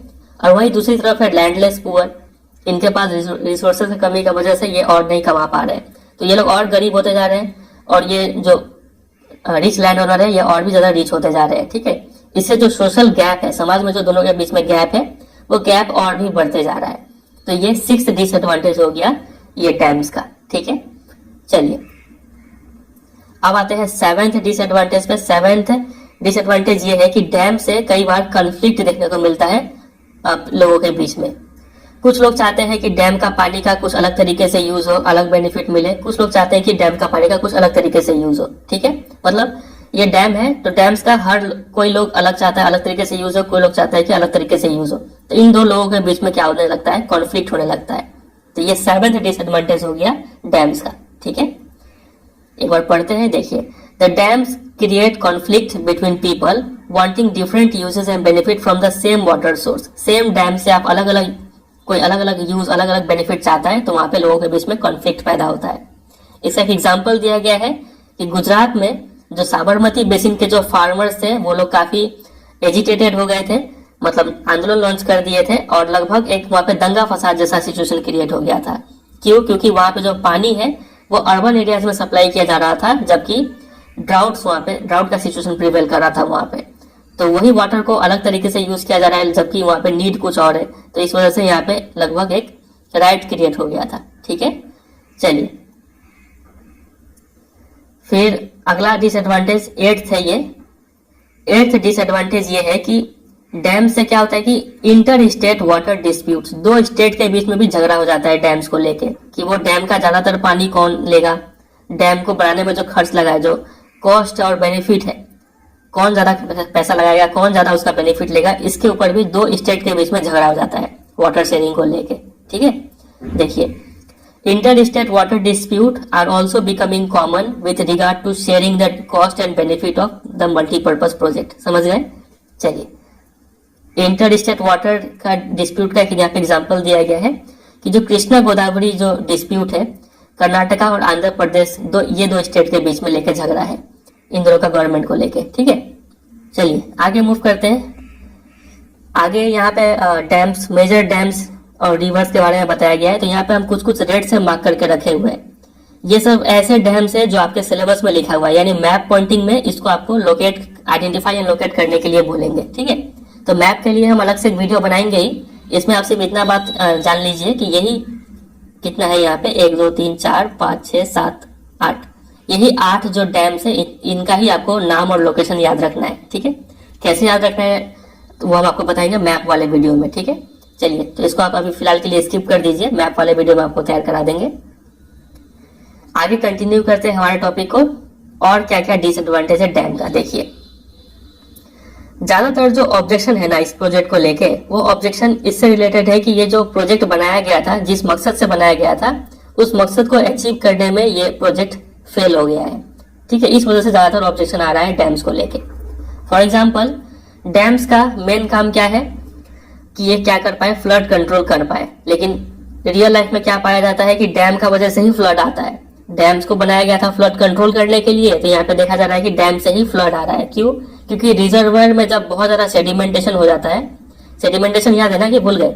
सेडिमेंटेशन मतलब बहुत ज्यादा मिट्टी जम जाना। ये जो रिवर है, यहाँ पे आपने डैम बना दिया, यहाँ पे बहुत ज्यादा, यहाँ रिजर्वायर है ये, ठीक है, तो यहाँ पे बहुत ज्यादा मिट्टी जम जाता है, जिससे कि पानी का जो लेवल है वो ओवरफ्लो कर जाता है यहाँ से। इससे क्या होता है, फ्लड आ जाता है।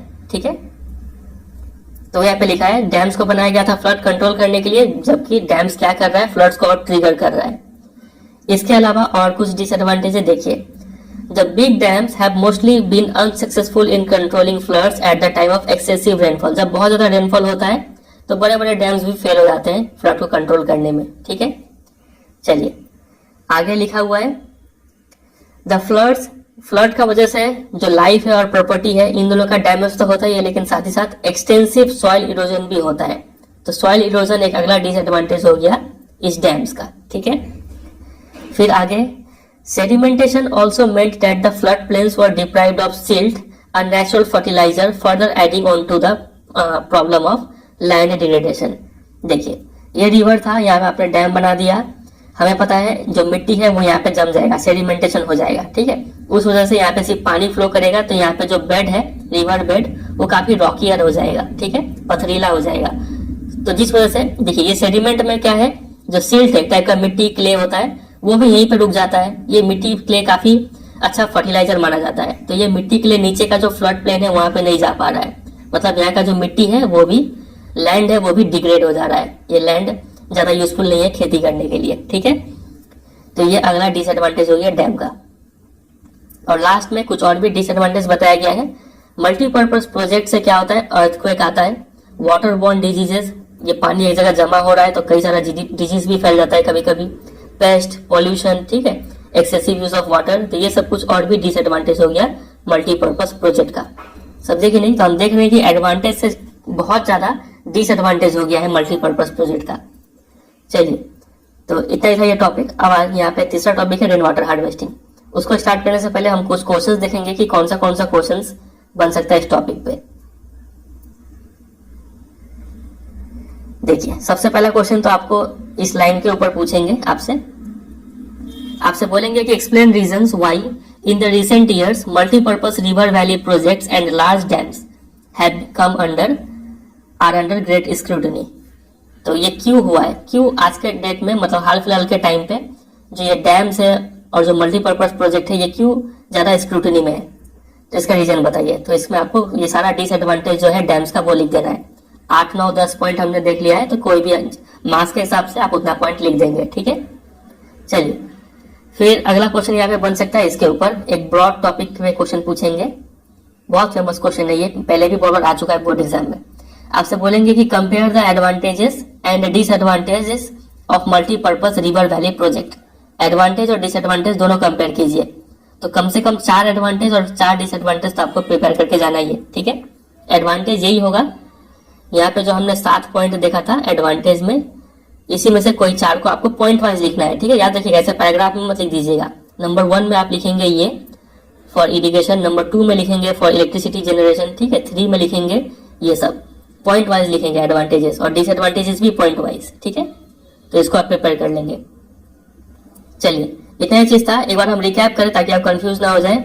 इस टॉपिक में हमने सबसे पहले देखा एंशिएंट टाइम से ही हम मल्टीपर्पज मतलब डैम्स का यूज करते आ रहे हैं इरिगेशन के लिए। मॉडर्न इंडिया में भी हम डैम्स का यूज कर रहे हैं। ये डैम्स कहाँ पे बनाया जाता है, रिवर बेसिन में बनाया जाता है, ठीक है। फिर आगे हमने देखा डैम्स होता क्या है, डैम्स बारे में एक छोटा सा जानकारी लिया हमने।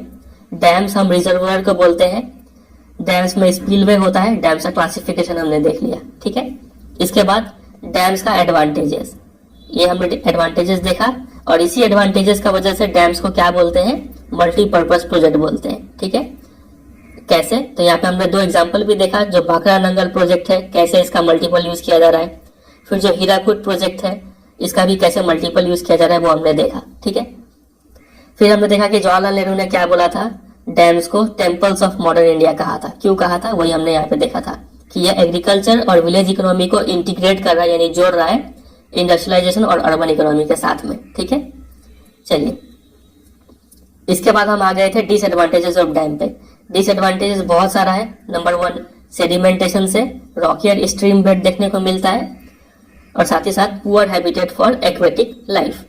दूसरा, एक्वेटिक लाइफ जो है उनको माइग्रेट करने में डिफिकल्टी होता है, खासकर से स्पॉनिंग के लिए, एग रिलीज करने के लिए। तीसरा, जो एग्जिस्टिंग वेजिटेशन है और जो सॉइल है वो सबमर्ज हो जाते हैं, इससे इनका डिकम्पोजिशन होता है।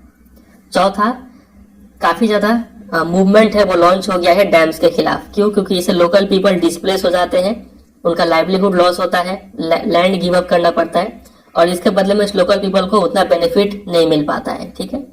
ये चौथा डिसएडवांटेज हो गया कि ये नया नया मूवमेंट लॉन्च हो रहा है। मूवमेंट, 2 मूवमेंट का नाम आप याद रखेंगे, नर्मदा बचाओ आंदोलन, तेहरी डैम आंदोलन, ठीक है। फिर नर्मदा बचाओ आंदोलन के ऊपर हमने एक शॉर्ट नोट देखा, ये क्या है, कौन कौन लोग इसमें आए हुए हैं, किस डैम के खिलाफ ये आंदोलन है, कहाँ पे है, ठीक है।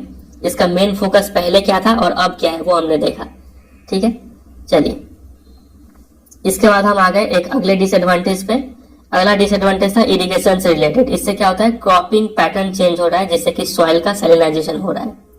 फिर अगला है कि डैम्स का बनने से सोशल गैप जो है रिच लैंड ओनर्स और लैंडलेस पुअर के बीच में, वो सोशल गैप और भी बढ़ते जा रहा है। अगला डिसएडवांटेज था कॉन्फ्लिक्ट के ऊपर। अलग अलग लोग इस वाटर का अलग अलग तरीके से यूज करना चाहते हैं, इससे लोगों के बीच में क्या होता है, कॉन्फ्लिक्ट पैदा हो जाता है, ठीक है। फिर डैम से इंटर स्टेट वाटर डिस्प्यूट भी देखने को मिलता है, ठीक है। चलिए, फिर अगला डिसएडवांटेज, फिर ये मैप था, मैप के बारे में आपको बता ही दिए। अगला डिसएडवांटेज था जो डैम का जो मेन पर्पस था, वो पर्पस को वो अचीव नहीं कर पा रहा है, उसमें फेल हो जा रहा है। फॉर एग्जाम्पल, डैम्स जो है उनको बनाया गया था फ्लड कंट्रोल करने के लिए, जबकि वो फ्लड्स को और ट्रिगर कर रहे हैं, ठीक है, क्योंकि रिजर्वर में एक्सेसिव सेडिमेंटेशन हो जा रहा है। फ्लड होने का एक्सेसिव रेनफॉल के टाइम पे डैम्स जो है फ्लड कंट्रोल करने में फेल हो जाती है, ये देखा हमने। इसके बाद हमने देखा कि जब फ्लड होता है तो प्रॉपर्टी और लाइफ का डैमेज तो होता ही है, साथ ही साथ एक्सटेंसिव सॉइल इरोजन भी होता है, ठीक है। फिर सेडिमेंटेशन से क्या होता है, जो वहाँ का जो फ्लड प्लेन है वहाँ पे सिल्ट नहीं आ पाता है, जो कि एक नेचुरल फर्टिलाइजर है, इससे लैंड का डिग्रेडेशन होता है। फिर अगला हमने देखा अर्थक्वेक्स आना, वाटर बॉर्न डिजीज होना, पेस्ट पॉल्यूशन ये सब होना, ये सब भी डैम्स का वजह से होता है। तो काफी सारा डिसएडवांटेज हमने देख लिया। ठीक है, चलिए अगला टॉपिक है रेन वाटर हार्वेस्टिंग। इसको स्टार्ट करने से पहले एक बार हम एक्सरसाइज से कुछ क्वेश्चंस देख लेते हैं। इसे भी कुछ अच्छा क्वेश्चंस दिया हुआ है, देखिए जो हमने पढ़ा है उसी के बेसिस पे हम क्वेश्चंस करेंगे। मल्टीपल चॉइस क्वेश्चन है। Number 1, based on the information given below classify करना है आपको each of the situation as suffering from water scarcity and not suffering from water scarcity. आप बताइए इसको पढ़ के कि ये क्या वाटर स्कैरसिटी से सफर कर रहा है कि नहीं कर रहा है। Region with high annual rainfall, ज्यादा एनुअल रेनफॉल है तो यहाँ पे वाटर स्कैरसिटी नहीं है, तो ये not suffering. Region having high annual rainfall and large population, तो यहाँ पे सिंस हाई एनुअल रेनफॉल हो रहा है इसीलिए हम यहाँ पे बोल देंगे कि not suffering from water scarcity. ये डिपेंड करता है, ठीक है, इसका आंसर दोनों ही तरीके से दिया जा सकता है, लेकिन तभी भी हम इसका आंसर दे रहे हैं not suffering from water scarcity. ठीक है। Number C, region having high annual rainfall but water is highly polluted, तो वाटर पॉल्यूटेड है इसका मतलब यहाँ पे वाटर स्कैरसिटी है। ठीक है।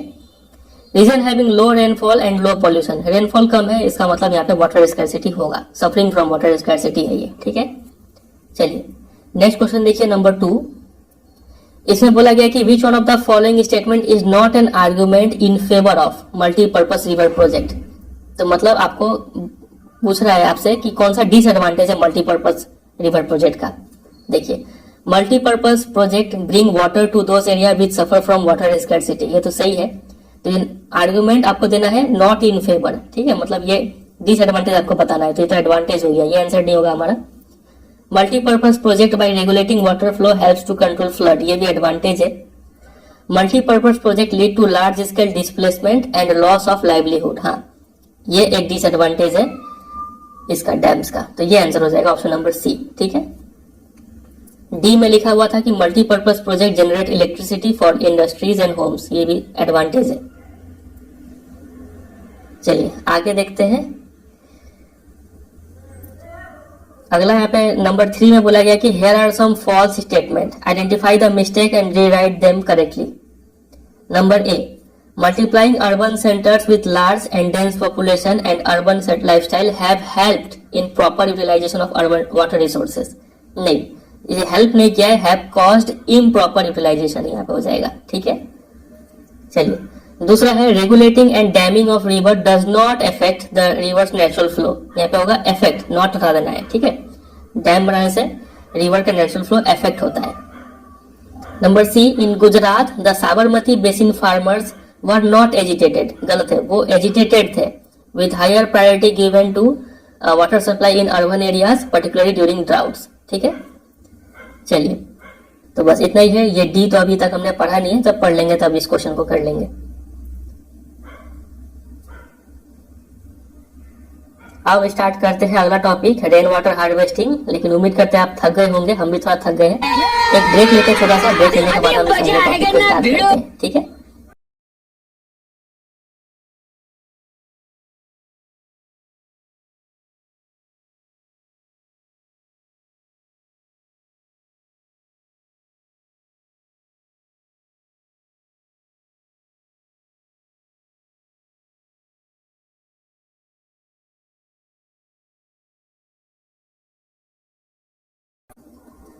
तो अब चलिए स्टार्ट करते हैं चैप्टर का आखिरी टॉपिक को।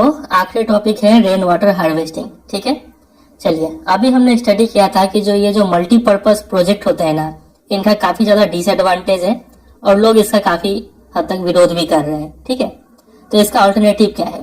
तो इसका अल्टरनेटिव हमारे पास है वाटर हार्वेस्टिंग सिस्टम। जो भी वाटर सोर्सेस है, खासकर से रेन वाटर, उसको हम लोग हार्वेस्ट करें यानी इकट्ठा करें और उसको यूज करें। ठीक है। ये जो वाटर हार्वेस्टिंग सिस्टम है ये बहुत सोशो इकोनॉमिकली भी और इन्वायरमेंटली भी दोनों तरीके से वायबल है, मतलब हमारे लिए फायदेमंद है।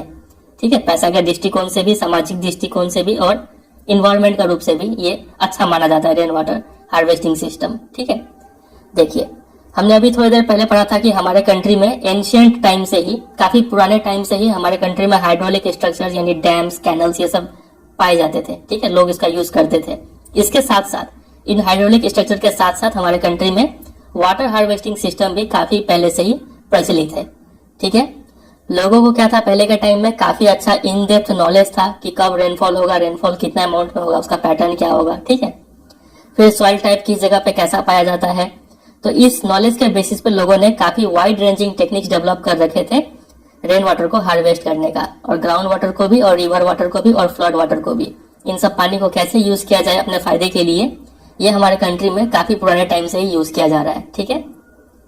चलिए इसका एग्जाम्पल हम अगर देखें तो देखिए, इंडिया का जो हिल और माउंटेनियस रीजन है, यहाँ पे लोगों ने डाइवर्जन चैनल्स बना के रखे हैं, जिसको लोकल लैंग्वेज में गुल्स या फिर कुल्स कहते हैं, खासकर से वेस्टर्न हिमालयज में। यहाँ पे इन डाइवर्जन चैनल्स के थ्रू एग्रीकल्चर में पानी को यूज किया जाता था, ठीक है। मतलब जो यहाँ पे माउंटेनियस जो रीजन है, यहाँ पे एक चैनल के थ्रू जो पानी है, ठीक है, उसको डाइवर्ट किया जाता था और एग्रीकल्चरल फील्ड में डाला जाता था, इसको इरिगेट किया जाता था। इस डाइवर्जन चैनल्स को क्या कहते हैं उनके लोकल लैंग्वेज में, गुल्स और कूल्स, ठीक है। चलिए, तो ये पहला एक हमने ट्रेडिशनल मेथड देखा वाटर को हार्वेस्ट करने का। इसके अलावा दूसरा मेथड ये है, देखिए दूसरा मेथड का नाम है roof top rain water harvesting. ये कॉमनली प्रैक्टिस किया जाता है जिससे कि ड्रिंकिंग वाटर को स्टोर किया जा सके, खासकर से राजस्थान में, ठीक है। इसके बारे में अभी हम डिटेल में पढ़ेंगे, बस अभी आप सिर्फ इसका नाम याद रख लीजिए कि roof top rain water harvesting Rajasthan में प्रैक्टिस किया जाता था टू स्टोर ड्रिंकिंग वाटर, ठीक है। हम पढ़ क्या रहे हैं, हम पढ़ रहे हैं कि एंशिएंट इंडिया में, हमारे कंट्री में पहले से ही क्या क्या जो ट्रेडिशनल मेथड्स है वाटर को हार्वेस्ट करने का, उसके बारे में पढ़ रहे हैं।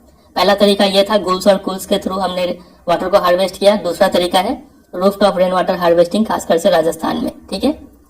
तीसरा तरीका है बंगाल में। देखिए बंगाल में जो फ्लड प्लेन्स है, यहाँ पे लोगों ने डेवलप कर रखे थे inundation channels to irrigate their fields, ठीक है। मतलब देखिए ये रिवर है, रिवर के आसपास का एरिया को बेसिन कहते हैं, ठीक है। तो जब एक्सेस बारिश हो जाता है, जहां पे फ्लड होने का चांसेस रहता है, जब एक्सेस बारिश के केस में रिवर में बहुत ज्यादा पानी हो जाता है, तो लोगों ने क्या कर रखा था, चैनल्स बना के रखा था। इस चैनल्स को क्या बोलते हैं, इनंडेशन चैनल्स, ठीक है। इस चैनल्स के थ्रू जो एक्सेस वाटर है उसको यहाँ से निकाल के कहाँ डाला जाता था, एग्रीकल्चरल फील्ड में डाला जाता था, और इससे ये फील्ड क्या हो जाता था, इरिगेट हो जाता था, ठीक है। तो ये एक तरीका था जो बंगाल के फ्लड प्लेन्स में प्रैक्टिस किया जाता था, समझे कि नहीं।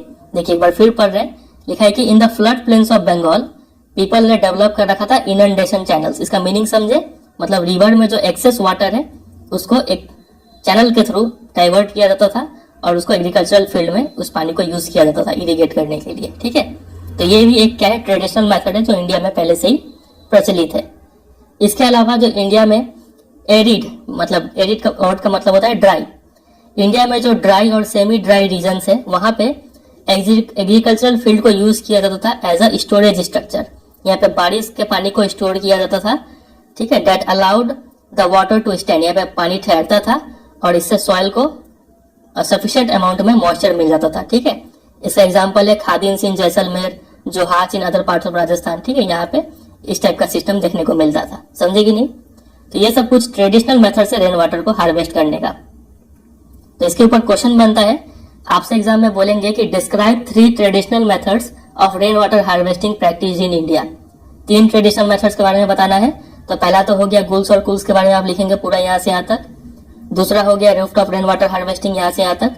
तीसरा हो गया बंगाल में इनंडेशन चैनल्स के बारे में। और चौथा हो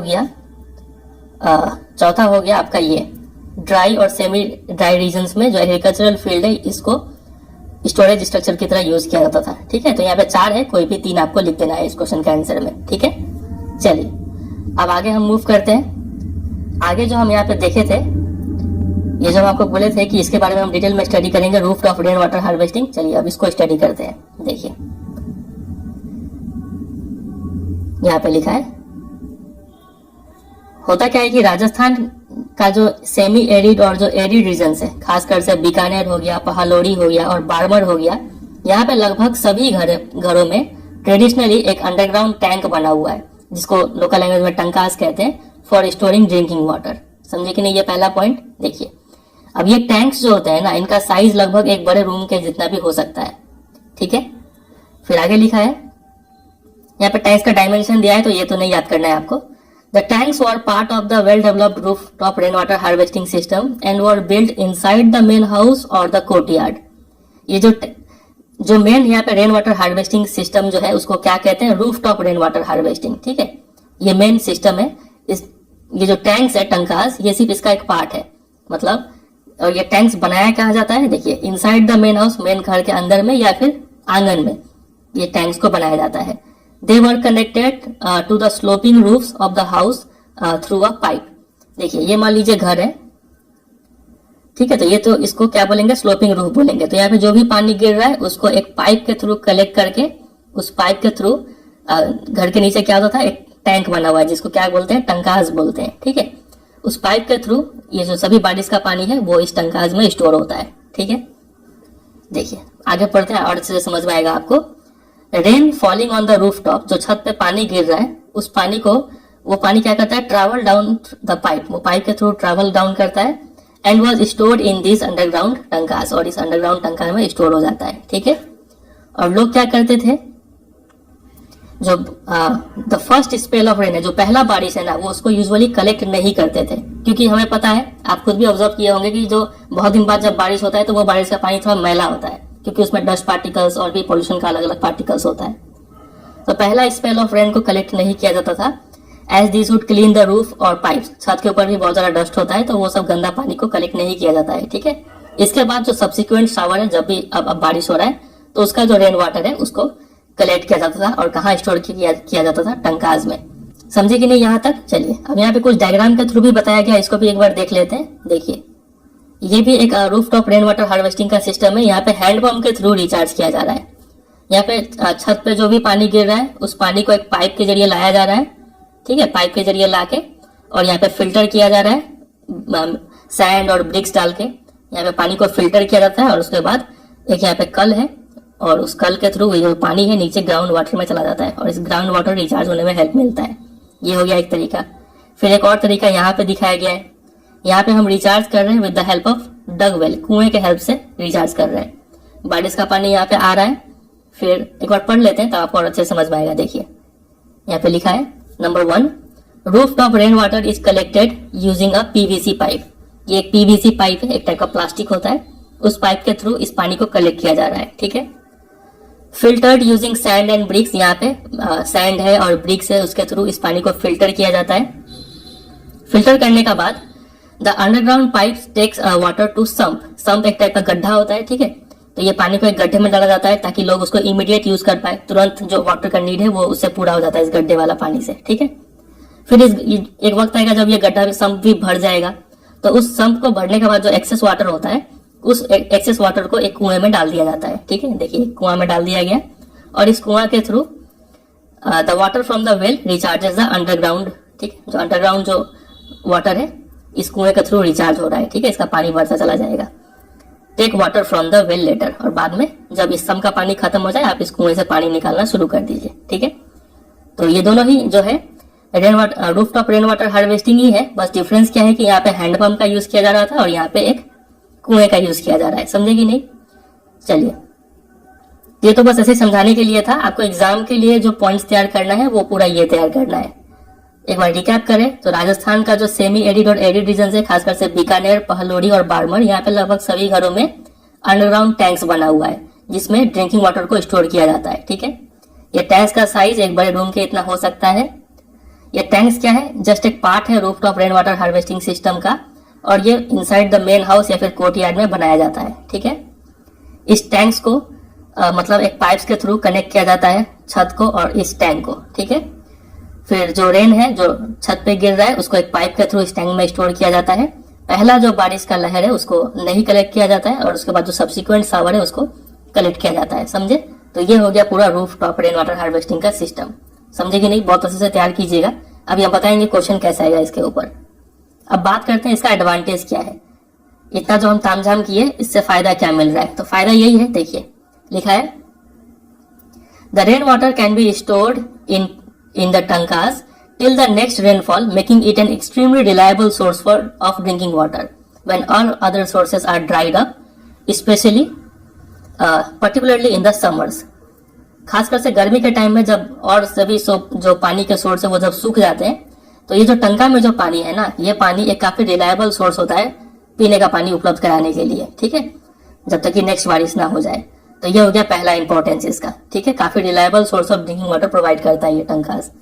इसके अलावा जो रेन वाटर है इसको यहाँ पे पालर पानी कहा जाता है, as commonly refer to in this part मतलब arid and semi arid regions of Rajasthan, ठीक है। यहाँ पे रेन वाटर को क्या क्या बोलते हैं, पालर पानी। बहुत इंपॉर्टेंट टर्म है ये, इसके ऊपर भी क्वेश्चन आता है, अभी बताएंगे, ठीक है। तो ये रेन वाटर को purest form of natural water consider किया जाता है। तो ये प्योर पानी आपको मिल रहा है, आप स्टोर कर रहे हैं तो आपको काफी साफ पानी मिल रहा है पीने को, ये अगला इंपॉर्टेंस हो गया। इसके अलावा many houses constructed underground rooms adjoining the tanka to beat the summer heat as it would keep the room cool. बहुत सारे घर क्या करते थे कि ये मान लीजिए बीच में अगर टंका है तो टंका के अगल बगल में बहुत सारे रूम्स बना लेते हैं, ठीक है। होता क्या है कि इस टंका का हेल्प से इन सब रूम्स को एक कूलिंग इफेक्ट मिलता है, ठीक है। गर्मी को मतलब मारने का मौका मिल जाता है, लोगों को यहाँ पे थोड़ा ठंडक मिलता है, समझे कि नहीं। तो ये एक और एडवांटेज हो गया roof top rain water harvesting का, समझे कि नहीं। चलिए, तो ये हो गया ये टॉपिक। बात करते हैं इसके ऊपर क्वेश्चन कैसा आएगा। क्वेश्चन आपसे ऐसे पूछेंगे, एक बहुत फेमस क्वेश्चन बनता है, describe how rain water harvesting in semi arid regions of Rajasthan is carried out. Rajasthan का जो सेमी एरिड रीजन है वहां पे रेन वाटर हार्वेस्टिंग कैसे होता है। तो ये पूरा यहां से लेकर यहां तक आपको लिख देना है, ठीक है, जो भी हम अंडरलाइन किए। चलिए, आप पॉइंट वाइज भी लिख सकते हैं, ये एक पॉइंट, यहाँ से यहाँ एक पॉइंट, यहाँ से यहाँ एक पॉइंट, यहाँ से यहाँ एक पॉइंट, ठीक है। चलिए, फिर इसी को एक अलग वे में पूछ सकते हैं आपसे क्वेश्चन। आपसे पूछेंगे कि what do you understand by palar pani. ये पालर पानी क्या है। तो palar pani is commonly rain water is commonly refer to as palar pani in the arid and semi arid regions of Rajasthan. Particularly कौन सा रीजन है, ये तीन, बीकानेर, पहालोड़ी और बाड़मेर। इतना बात लिख देंगे पालर पानी के बारे में, ठीक है। फिर इसी क्वेश्चन में और है वो ऐड करेंगे कि how parlour pani is collected, उसको कलेक्ट कैसे किया जाता है। तो वही फिर से ये पूरा पैराग्राफ आपको लिख देना है, समझे कि नहीं समझे। चलिए, फिर एक क्वेश्चन बनेगा इसका इंपॉर्टेंस के ऊपर। आपसे क्वेश्चन पूछेंगे कि analyse the importance of roof top rain water harvesting in Rajasthan. ये roof top rain water harvesting जो करते हैं इसका इंपॉर्टेंस क्या है। तो यहां से आपको लिखना स्टार्ट करना है, यहां से आप पूरा लिखेंगे और पूरा यहां तक आप 3 पॉइंट में आंसर दे देंगे। ये होगा एक पॉइंट, यहां से यहाँ एक पॉइंट और यहां से ऊपर तक एक reliable source of drinking water है, यहां तक आप लिख देंगे, ठीक है। 3 पॉइंट में आप इसका आंसर दे सकते हैं, समझे कि नहीं समझे। चलिए, तो इतना प्रिपेयर हुआ, आगे मूव करते हैं। आगे यहाँ पे एक इंटरेस्टिंग फैक्ट दिया गया है, देखिए इसको स्टडी करते हैं। इंडिया में एक स्टेट है जिसका नाम आपको पता होगा, मेघालय। मेघालय का कैपिटल है शिलोंग, ठीक है। तो शिलोंग में काफी ज्यादा roof top rain water harvesting किया जाता है। तो आप बोलेंगे यहाँ पे इंटरेस्टिंग क्या है। इंटरेस्टिंग ये है कि शिलोंग से ही लगभग 55 किलोमीटर दूर 2 टाउन है, एक है चेरापूंजी और एक है मौसल रैम। ये 2 टाउन ऐसे टाउन है जहां पे वर्ल्ड का हाईएस्ट रेनफॉल होता है। काफी इंटरेस्टिंग फैक्ट है ये। सबसे ज्यादा बारिश यही 2 सिटी में होता है। ये दोनों सिटी कहाँ पे, मेघालय स्टेट में, ठीक है। और इससे सिर्फ 55 किलोमीटर दूर, कोई बहुत ज्यादा डिस्टेंस नहीं है, जो शिलोंग है कैपिटल सिटी मेघालय का, यहाँ पे लोग को बारिश का पानी बचाना पड़ रहा है। ये शिलोंग जो है यहाँ पे एक्यूट शॉर्टेज ऑफ वाटर देखने को मिलता है। तो लगभग हर घर यहाँ पे रूफटॉप रेन वाटर हार्वेस्टिंग करता है। यही यहाँ पे एक इंटरेस्टिंग फैक्ट है कि थोड़ा ही दूर में ऐसा टाउन है जहाँ पे वर्ल्ड का सबसे ज्यादा बारिश होता है। यहाँ तो पानी का कमी होना ही नहीं चाहिए था, लेकिन इसका थोड़ा ही दूर मेघालय शिलोंग जो कैपिटल सिटी है वहां पे लोगों को पानी का शॉर्टेज फेस करना पड़ रहा है। यहाँ पे लोग रेन वाटर हार्वेस्टिंग करते हैं। यही इंटरेस्टिंग फैक्ट है, ठीक है। चलिए, तो ये भी बात आप तैयार रखेंगे कि हाईएस्ट रेनफॉल कहाँ होता है, क्वेश्चन आ सकता है इसके ऊपर। आगे मूव करते हैं। अब वही बात कंटिन्यू करते हैं राजस्थान वाला ही, ठीक है। टुडे वेस्टर्न राजस्थान में जो है यहाँ पे जो roof top rain water harvesting का जो सिस्टम है ना, जो प्रैक्टिस है, वो अब कम फेमस है। लोग उसको मतलब ज्यादा यूज नहीं कर रहे हैं। क्यों? क्योंकि लोगों को अब पानी अवेलेबल है through the Indira Gandhi canal. इसके थ्रू लोगों को प्लेंटी ऑफ वाटर अवेलेबल है। तो लोग अब बारिश का पानी को मतलब उसको संरक्षण नहीं करते हैं, ठीक है। लेकिन फिर भी कुछ घर अभी भी ऐसे हैं जो अभी भी टंकाज मेंटेन करके रखे हुए हैं, क्योंकि इन्हें क्या है, टेस्ट ऑफ टैप वाटर, जो नल में जो पानी आता है उसका टेस्ट पसंद नहीं है, इसलिए लोग अभी भी बारिश का पानी का संरक्षण करते हैं और उसको यूज करते हैं, ठीक है। चलिए, तो ये बात आप ध्यान रखेंगे। इसके ऊपर एक क्वेश्चन अभी थोड़ी देर में पूछेंगे, एक्सरसाइज में दिया हुआ है आपको। फिर आगे मूव करते हैं। तो अभी तक हमने जो पढ़ा वो सिर्फ राजस्थान के ऊपर फोकस था। अब हम पूरे इंडिया का अगर बात करें तो आज के डेट में इंडिया में कई सारे मेनी पार्ट्स ऑफ रूरल और अर्बन इंडिया जो है वहां पे roof top rain water harvesting successfully practice किया जा रहा है। जिससे वाटर को स्टोर और कंजर्व किया जा रहा है। ठीक है, फिर एक छोटा सा विलेज है, एक रिमोट बैकवर्ड विलेज है कर्नाटका का मैसूर सिटी में, जिसका नाम है गेंदाथुर। वेरी वेरी वेरी इंपॉर्टेंट ये नाम है। ये विलेज क्यों यहाँ पे जिक्र किया गया है, देखिए यहाँ के जो लोग हैं उन्होंने इंस्टॉल किया है rooftop rain water harvesting system, ताकि वो अपना वाटर का जो नीड है उसको मीट कर पाए। ठीक है, यहाँ पे लगभग 200 घर है और सभी घर में लगभग ये सिस्टम लगाया गया है। ठीक है, तो एक रेयर डिस्टिंक्शन है जो इन्होंने हासिल किया है। समझे कि नहीं? इसके ऊपर क्वेश्चन बनता है कि कौन, एक विलेज का नाम बताइए जो रेयर डिस्टिंक्शन अचीव कर चुका है रेन वाटर के मामले में। तो गेंदाथुर ये नाम आपको याद रखना है। ठीक है, तो यहाँ पे लोग काफी ज्यादा अमाउंट में पानी का संरक्षण करते हैं। लगभग सभी 200 घर है, वहां पे लगभग कितना है ये 1, 10, 100, 1000, 10,000 लाख, लगभग 1 लाख लीटर्स ऑफ पानी ये लोग लगभग स्टोर कर लेते हैं, हार्वेस्ट कर लेते हैं। ठीक है, चलिए, तो इतना डेटा आपको नहीं याद रखना है, आप बस ये विलेज का नाम याद रखें और ये विलेज का नाम क्यों याद रखें इसके लिए। ठीक है, इतना बात आप यहाँ से ध्यान रखें। आगे इस पिक्चर में बताया गया है कि वही रूफटॉप रेन वाटर हार्वेस्टिंग कैसे किया जा रहा है। ये एक पड़ोसी का छत है, छत के थ्रू एक पाइप के थ्रू यहाँ पे पानी को लाया जा रहा है और ये पाइप को एक अंडरग्राउंड टैंक में स्टोर किया जा रहा है। बस इतना ही बात यहाँ पे बताया गया है, हमारे काम का उतना नहीं है। आगे मूव करते हैं अगले इंटरेस्टिंग फैक्ट में। अगला इंटरेस्टिंग फैक्ट है एक स्टेट को लेके, वो स्टेट है तमिलनाडु। तमिलनाडु इंडिया का पहला ऐसा स्टेट है जहां पे रूफटॉप रेन वाटर हार्वेस्टिंग करने को कंपलसरी बना दिया गया है।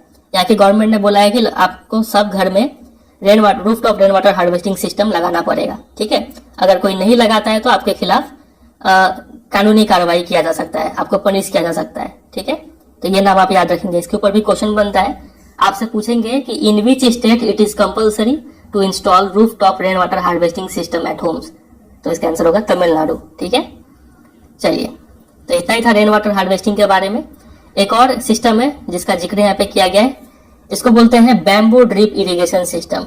ये मेघालय में लगभग 200 साल पुराना सिस्टम है, जिससे कि स्ट्रीम का पानी और जो स्प्रिंग वाटर का जो पानी है उसको बैम्बू पाइप्स के थ्रू लाया जाता है और हर एक प्लांट के जड़ में डाला जाता है। ठीक है, लगभग 80 से 20 लीटर पानी बैम्बू पाइप सिस्टम में एंटर करता है और फाइनली जो साइट है जहां पे एक्चुअल पानी का जरूरत है वहां पे 20 से 80 ड्रॉप पर मिनट के रेट से हर एक प्लांट को पानी मिलता है। मतलब होता क्या है, देखिए एक बैम्बू है, एक बांस है, उसको पहले बीचों बीच काट दिया जाएगा तो ऐसा आधा आधा बांस मिल जाएगा। फिर ये जो स्ट्रीम और जो स्प्रिंग का जो पानी है उसको इस पाइप्स के थ्रू, बैम्बूज के थ्रू उस पानी को ट्रांसपोर्ट किया जाता है। आप देख रहे हैं ऐसे स्ट्रक्चर बना बना के यहाँ से पानी जा रहा है। ठीक है, फिर पानी जाते जाते कहीं कहीं पे ऐसा भी आएगा कि कहीं पे बीच में रोड आ गया, तो रोड को क्रॉस करने के लिए ऐसा रोड के ऊपर से इस बैम्बू को गुजारा जाता है और फाइनली जाके ये जो पानी है प्लांट के जड़ों में गिरता है जाके। ठीक है, और किस रेट से गिरता है, लगभग 20 to 80 ड्रॉप्स पर मिनट, इस स्पीड से हर एक प्लांट को पानी मिलता है। ठीक है, इसको बोलते हैं बैम्बू ड्रिप इरिगेशन सिस्टम। तो इतना बात आप तैयार रखेंगे इसके बारे में, और कुछ नहीं याद रखना है यहाँ पे। चलिए, इसी के साथ हमारा जो ये पूरा चैप्टर है वो एंड हो गया। एक्सरसाइज में कुछ क्वेश्चंस देख लेते हैं। पहला क्वेश्चन हम पहले ही सॉल्व कर चुके हैं, दूसरा भी कर चुके हैं। तीसरा क्वेश्चन का हमने 3 पार्ट कर लिया था, ए बी सी। डी देखते हैं। डी में लिखा है, मतलब ये है, ये फॉल्स स्टेटमेंट आपको दिया हुआ है, आपको इसको इस मिस्टेक आइडेंटिफाई करके सही करना है। बोला गया है कि today in Rajasthan the practice of rooftop rain water harvesting has gained popularity. तो राजस्थान में ये प्रैक्टिस तो अब डिक्लाइन कर रहा है। ठीक है, तो गेन पॉपुलैरिटी नहीं होगा, हैज डिक्लाइंड। ठीक है, despite high water availability due to Indira Gandhi canal. तो इंदिरा गांधी कैनल से जो पानी है वो काफी ज्यादा आ रहा है लोगों के पास, इसीलिए ये प्रैक्टिस जो है वो डिक्लाइन पे। तो इसको ठीक कैसे करेंगे, हैज डिक्लाइंड ड्यू टू, ठीक है, due to high water availability due to, या फिर because of high water availability due to Indira Gandhi canal, इतना आप लिख देंगे। ठीक है, चलिए, तो इतना आप प्रिपेयर कीजिए इस चैप्टर से, और तो कोई क्वेश्चन बनेगा नहीं। और इस चैप्टर का जो भी इंपॉर्टेंट क्वेश्चन है आपको अगर सभी एक जगह पे चाहिए तो आपको पता ही है क्या करना है। आप मेरे वेबसाइट में जाएंगे www.cbseguidanceWeb.com, यहाँ पे जाएंगे, क्लास 10 वाले सेक्शन में जाएंगे और आपको इस चैप्टर से जो भी इंपॉर्टेंट क्वेश्चन है वो एक जगह पे मिल जाएगा। ठीक है, हम लिंक दे देंगे डिस्क्रिप्शन में, आप उसको क्लिक करके डायरेक्ट जा सकते हैं उस क्वेश्चन आंसर्स पे। ठीक है, चलिए, और वीडियो एंड करने से पहले एक छोटा सा होमवर्क आपको देंगे। ये देखिए, आपके स्क्रीन पे एक क्वेश्चन आ रहा है, इसका आंसर आपको कमेंट सेक्शन में देना है। ठीक है, ज्यादा मत सोचिएगा कि सही होगा कि गलत होगा, आपका जो मन में आंसर है वो आप कमेंट करके बता दीजिएगा। ठीक है, चलिए, तो उम्मीद करते हैं आपको ये पूरा चैप्टर अच्छे से समझ में आ गया होगा। अगर आपके मन में कोई कंफ्यूजन या फिर डाउट है तो आप उसको जरूर कमेंट करके पूछिए, हम कोशिश करेंगे उसका आंसर देने का। ठीक है, चलिए, तो वीडियो अच्छा लगा तो जरूर एक लाइक कर दीजिए, फ्रेंड के साथ शेयर कर दीजिए, और अगर आप चैनल पर नए हैं तो जरूर इसको सब्सक्राइब कर लीजिए, क्योंकि इस चैनल पे आपको ऐसे ही क्लास 10 से रिलेटेड कई सारे आपके लिए काम के वीडियोस आते रहेंगे। ठीक है, और आप एक बार प्लेलिस्ट सेक्शन विजिट कीजिए, चैनल एक बार देखिए। ठीक है, आपको वहां पे मैथ्स हो गया, फिर साइंस हो गया, फिर एसएसटी हो गया, फिर इंग्लिश हो गया, ये चारों ही सब्जेक्ट को हम काफी डिटेल वे में पढ़ा के रखे हुए हैं, आपको काफी हेल्प मिलेगा। ठीक है, आप एक बार जरूर देखिए, आपको जरूर ऐसा फायदा मिलेगा। ठीक है, चलिए एंड करते हैं, मिलते हैं बहुत जल्द किसी और वीडियो में, तब तक के लिए bye bye and take care.